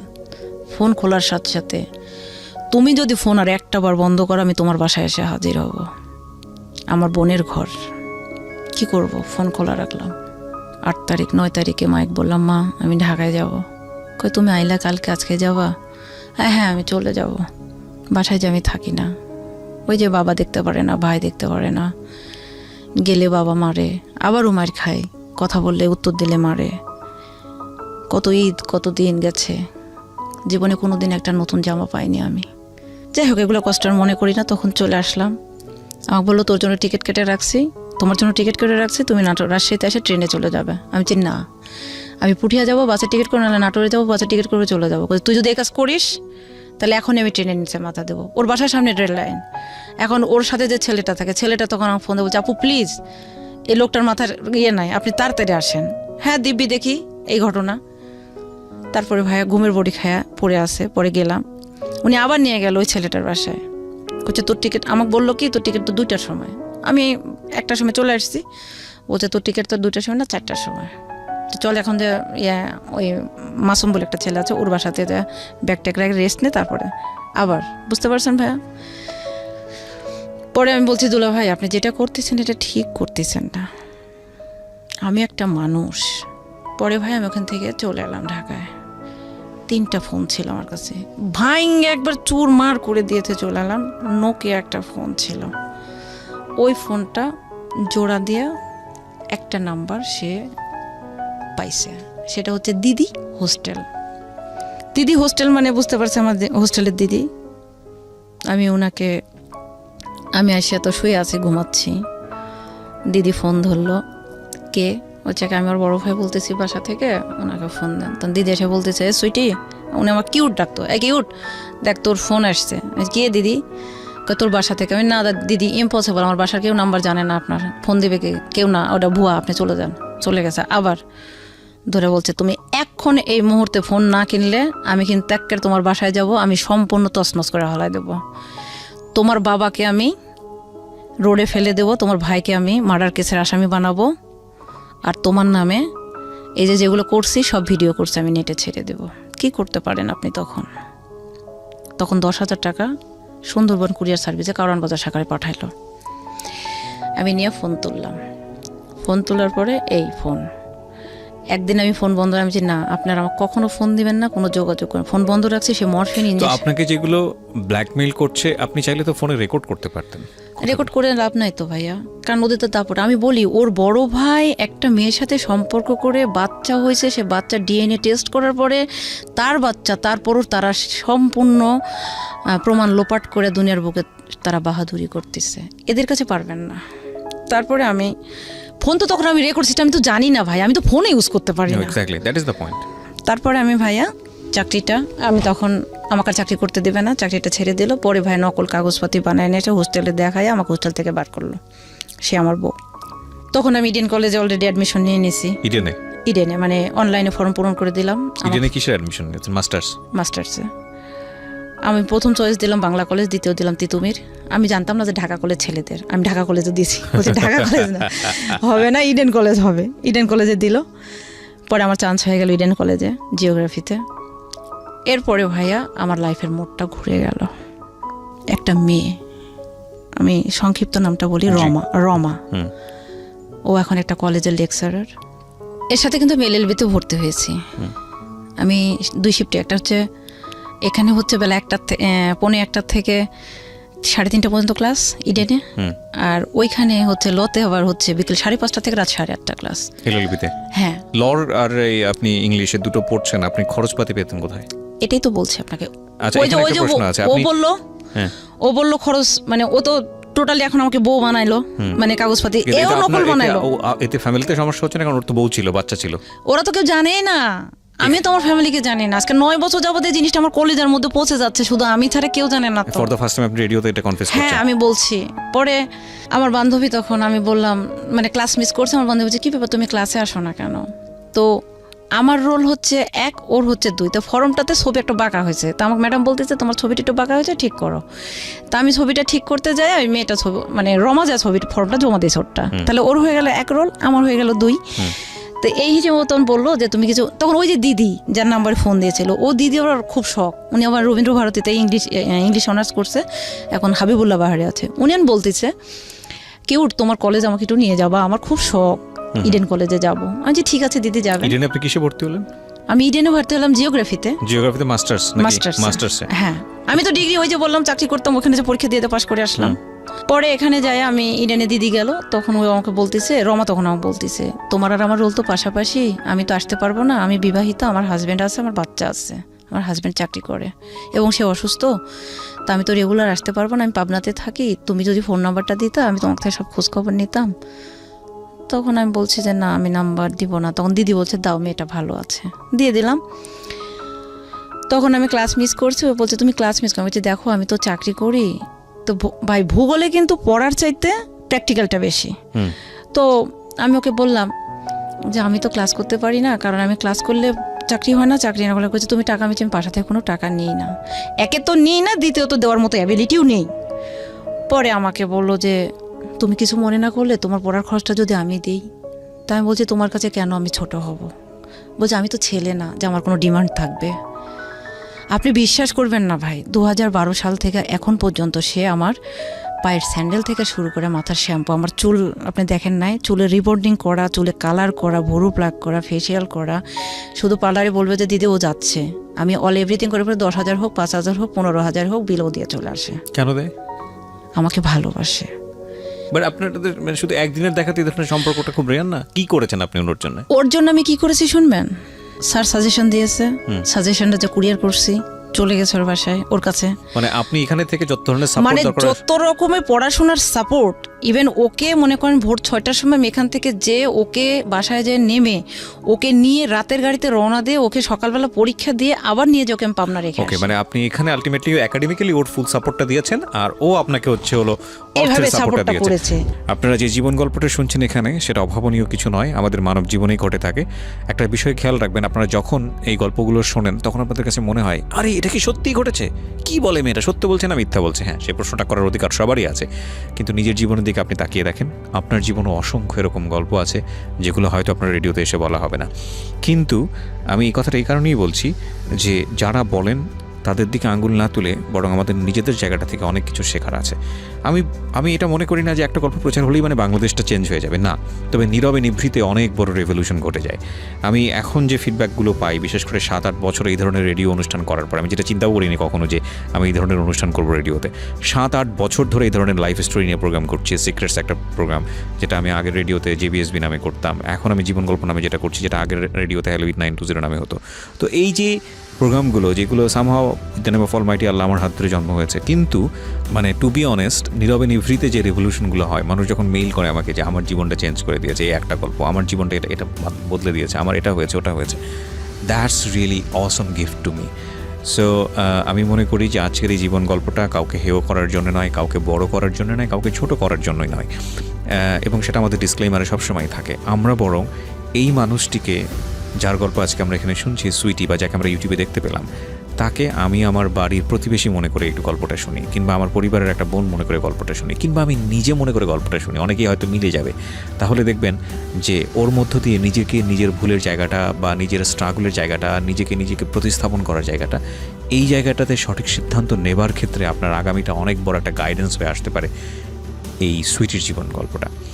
জি সুইটি, বলুন। তারপরে রমা আমাকে বলল যে একটা ছেলে তোকে এতটা ভালোবাসে। ভাইয়া শোনেন, কোন তখন ছেলেটা? ওই দুলাভাই। হ্যাঁ, হ্যাঁ, এত ভালোবাসে। তা আমি বলছি দেখ, এটা ভালোবাসা না, just sexual attachment, not only other relation. এখানে একটা কথা বলে নেই, এই যে দুলাভাই যিনি, with due respect you sir, আপনার পরিচয় কোনো কিছুই আমরা এখানে রিভিল করিনি, এবং এটা আমাদের অনুষ্ঠানের এথিক্স অনুযায়ী যায়ও না। আমরা সবসময় যে কথাটা বলি যে এই অনুষ্ঠানটি কাউকে ছোট করার জন্য নয়, কাউকে হেয় করার জন্যও নয়। আমাদের এই অনুষ্ঠানের সবচেয়ে বড় সীমাবদ্ধতা হচ্ছে যে একজন মানুষ এসে যখন তার জীবন গল্প বলেন, তো নিজেকে এখানে তিনি হিরো হিসেবেই প্রতিস্থাপন করেন, যেটা আমাদের সিক্রেটস অনুষ্ঠানের ঠিক উল্টো ফর্ম। সেখানে সবসময় নিজেকে তিনি ভিলেন হিসেবে প্রতিস্থাপন করেন। আর এই ঘটনাগুলো সত্য না মিথ্যা সেটা প্রমাণ করার দায় এই অর্থে আমাদের নাই, কারণ আমাদের মেসেজটা আসলে অন্য জায়গাটিতে থাকে, এবং আমরা একটা আমাদের এই সীমাবদ্ধতাটা স্বীকার করেই নিয়েছি যে এই অনুষ্ঠানে তিনি যে কথাগুলো বলছেন সেটা সত্য না মিথ্যা, এটা চাইলে আপনি বিশ্বাসও করতে পারেন, চাইলে আপনি অবিশ্বাসও করতে পারেন, কারণ এগুলো আমরা ইনভেস্টিগেট করি না।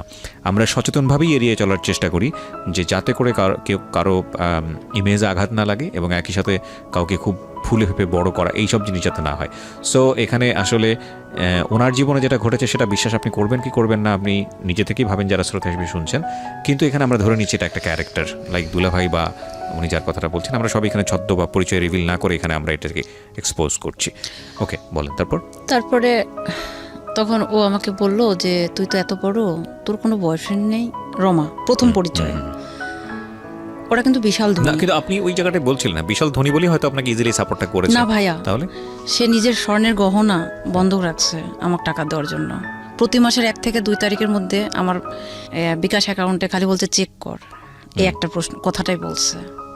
তো সোজা এখন ঘটনা হলো, রমাটা তখন আমি ভর্তি হলাম 2011 সালের সেপ্টেম্বর মাসের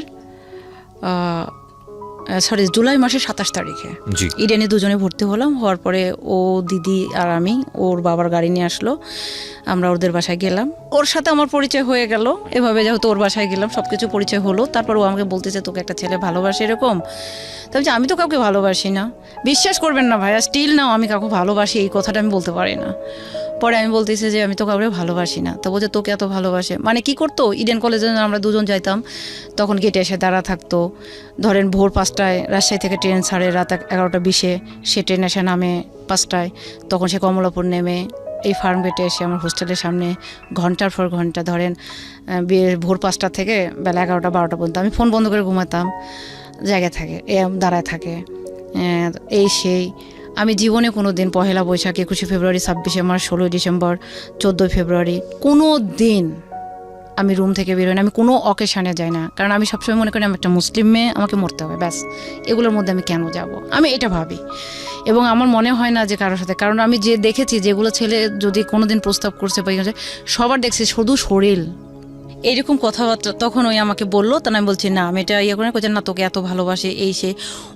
ওর ভালোবাসা দেখে ভাই আপনি বিশ্বাস করবেন, আমার পায়ের স্যান্ডেল পরানো থেকে শুরু করে সেফটি পিন মারা, অল এভরিথিং, মানে যেহেতু সে আমাকে ওয়াইফ মানে আমি তো ওয়াইফ না, সে আমাকে তখন আমি আমার ফ্রেন্ডকে বললাম দোস্ত এরকম ঘটনা, ও আবার ল পড়ে, ও বলতেছে যে তুই তো একটা রক্ষিতা হয়ে আছিস।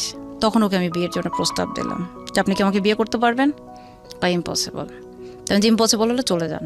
বিয়ের জন্য যখন চাপ দিলাম তখন সে 2012 সালের 19শে মে আমাকে চন্দ্রিমা উদ্যানের সংসদ মানে কি মেবিনিমের সামনে ফেলে, তখন বাংলাদেশ পাট গবেষণা ইনস্টিটিউটের মধ্যে একটা রুম নেওয়া ছিল, ও তখন 2টা রুম নেওয়া ছিল। তখন সে সুন্দরভাবে ওই যে বললাম বউ পরিচয় দিয়ে হোস্টেল থেকে বের করে নিয়ে গেল। যাওয়ার পরে সে ওখান থেকে চলে গেল এবং আমাকে বলল আমি জুন মাসের 3 তারিখে এসে আমি তোমাকে বিয়ে করব। আমি বলছি তুমি কোনোদিনই আর ফিরে আসবে না, এটা আমি জানি, ঠিক আছে যাও। আমি আর কোনো কথা বললাম না। কিন্তু ভাই আমি প্রতিনিয়ত, তখন আমি বুঝলাম যে ভালোবাসা কাকে বলে, ঘৃণা কি জিনিস আমি ওকে করতাম। কিন্তু ওর প্রতিনিয়ত আমার প্রতি কেয়ার, ভালো লাগা, ভালোবাসা, আমার প্রতি আমার মানে না চাইতে অনেক কিছু, এই যে জিনিসগুলা একটার পর একটা। ভাই আজকে কি পাঠাচ্ছে কম্বল, কালকে কি পাঠাচ্ছে ব্লেজার, পরশু কি পাঠাচ্ছে ফোন, তারপরে কি পারফিউম, প্যাকেটের পর প্যাকেট। আমি আর হোস্টেলে রাখার জায়গা নাই। পরে তো বাসা নিলাম, সে বাসাতে গেলাম, বাসায় থাকলাম। পরে তো চলে গেল ঢাকা থেকে, সে সিএনজি নিয়ে রাজশাহীতে চলে গেল। তার ভালোবাসাটা কোথায় গেল? যাক, চলে যাক। এর মধ্যে আমি কনসেপ্ট করলাম, কি করব, বাবাকেও বলতে পারবো না, মাকেও বলতে পারবো না, ভাইকেও বলতে পারবো না। মানে এই লোক দ্বারা এই ঘটনা ঘটলো। হ্যাঁ, তখন আমি হোস্টেলের ওই আপুকে বললাম, ওনাকে সাহায্য নিয়ে আমি ঢাকা মেডিকেলে যাইয়া, কারণ সে তো আমার ফোনই ধরে না, আমি অ্যাবর্শন করলাম, করে চলে এলাম। এদিকে হোস্টেল ছুটি, নভেম্বর মাস, এটা আগের ঘটনা। পরে মানে ছুটি হয়ে গেল, চলে গেলাম বাসায়। পরে ওই আমাকে রেখে তো চলে গেল মে মাসে। পরে ওকে বললাম যে আমার এই সমস্যা, আসলো না, ফোন দেয়, খোঁজ নেয় না, টাকা। তখন আমার ব্যাক পেইন, এদিকে আমার মাস্টার্স ফার্স্ট ইয়ার পরীক্ষা, যেহেতু প্রিভিয়াস আমি ফার্স্ট ইয়ার পরীক্ষা, আমি যে বসে 4 ঘন্টা পরীক্ষা দেব সে অ্যাবিলিটি আমার নেই, মাজা। তখন বাসা ছেড়ে দিলাম, কারণ 11,000 টাকা বাসা চালানোর মতো তো আমার কোনো অ্যাবিলিটি নেই। সে আমাকে বললো যে আমি মারা গেলেও আমার অ্যাকাউন্ট থেকে প্রতি মাস তোমার অ্যাকাউন্টে ডাচ বাংলা, ইসলামী ব্যাংক, 2টা ব্যাংকে সে আমার অ্যাকাউন্ট করে দিল। নমিনি সে, যে তোমার ইসলামী ব্যাংকে 10,000 টাকা প্রতি মাস ঢুকবে, যেটা তোমার পড়াশোনার খরচ। বাট না, 1টি টাকাও আমার ফোনে ঢুকে নাই, আমার অ্যাকাউন্টে ঢুকে নাই। চলে গেল। আমি এরকম একটা সিচুয়েশনে পড়লাম, বাসা ছেড়ে দিলাম। দেওয়ার পরে সে আবার আমাকে ফোন দিয়ে বললো যে হোস্টেলে সিট নাও, বলে তুমি রাজশাহীতে আসো। আমি পিক আপ ভাড়া করে নিয়ে খাট, হোয়াইট ড্রপ, ফ্রিজ তুলে নিয়ে ঈদের পরের দিন আমি চলে গেলাম ঢাকা। আমি ঈদ করলাম ঢাকায়। এগুলো কিন্তু কিচ্ছু আমার পরিবার জানে না।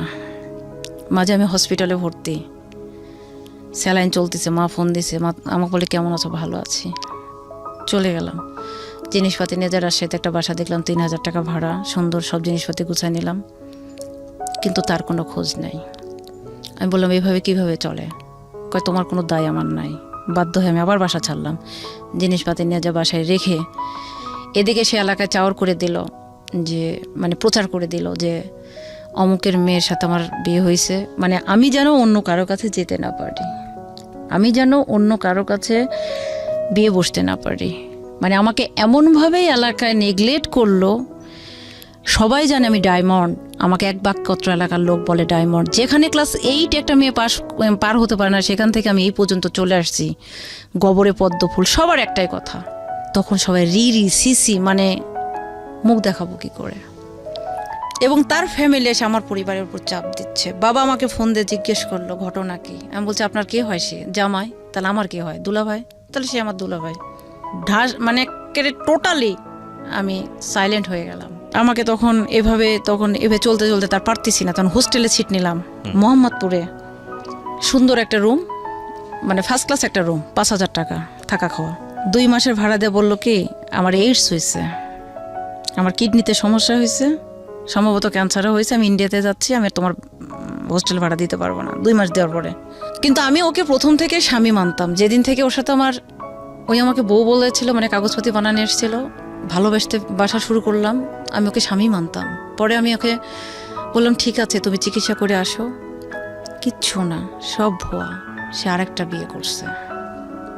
আমার বোন কিন্তু আছে, বিয়ে করলো, আমি জানতে পারলাম। তখন ওই মেয়েটা আমাকে বারবার ফোন দেয় যে তোর সাথে ওর সম্পর্ক কি। আমি টোটাল সাইলেন্ট, আমি টোটালি ক্লোজ, কারণ আমি জানি যে ওর সাথে ও ইনভলভ। এখন আমি এগুলো কেন বলে নিজেকে ছোট করতে যাব, আমি কিছুই বললাম, কারণ এই জিনিসটা শুধু আমার হোস্টেলে 2-3টা মেয়ে, আমি আর সেই ব্যক্তি ছাড়া তোর কেউ জানে না। তাহলে কেন আমি এটাকে আমি মানুষের কাছে বলে আর নিজেকে ছোট করব, করলাম না, চলে গেল। তখন আমি আঙ্কেল তখন ওই যে আমি যে বাসাটা ভাড়া নিয়েছিলাম, পাশের বাসাতে একটা আন্টি ছিল, উনি তখন আমাকে বলল যে তুমি যে ভাড়াটা দিয়ে তুমি হোটেলে থাকো, সেই ভাড়াটা দিয়ে তুমি আমার বাসাতে থাকতে পারো। উনি খুব নামাজি, আল্লাহর কাছে লাখ লাখ শুক্রিয়া যে ওনার মতো একটা মানুষের পাল্লায় পড়ে আমি হয়তো অনেকটাই চেঞ্জ। ওনার বাসায়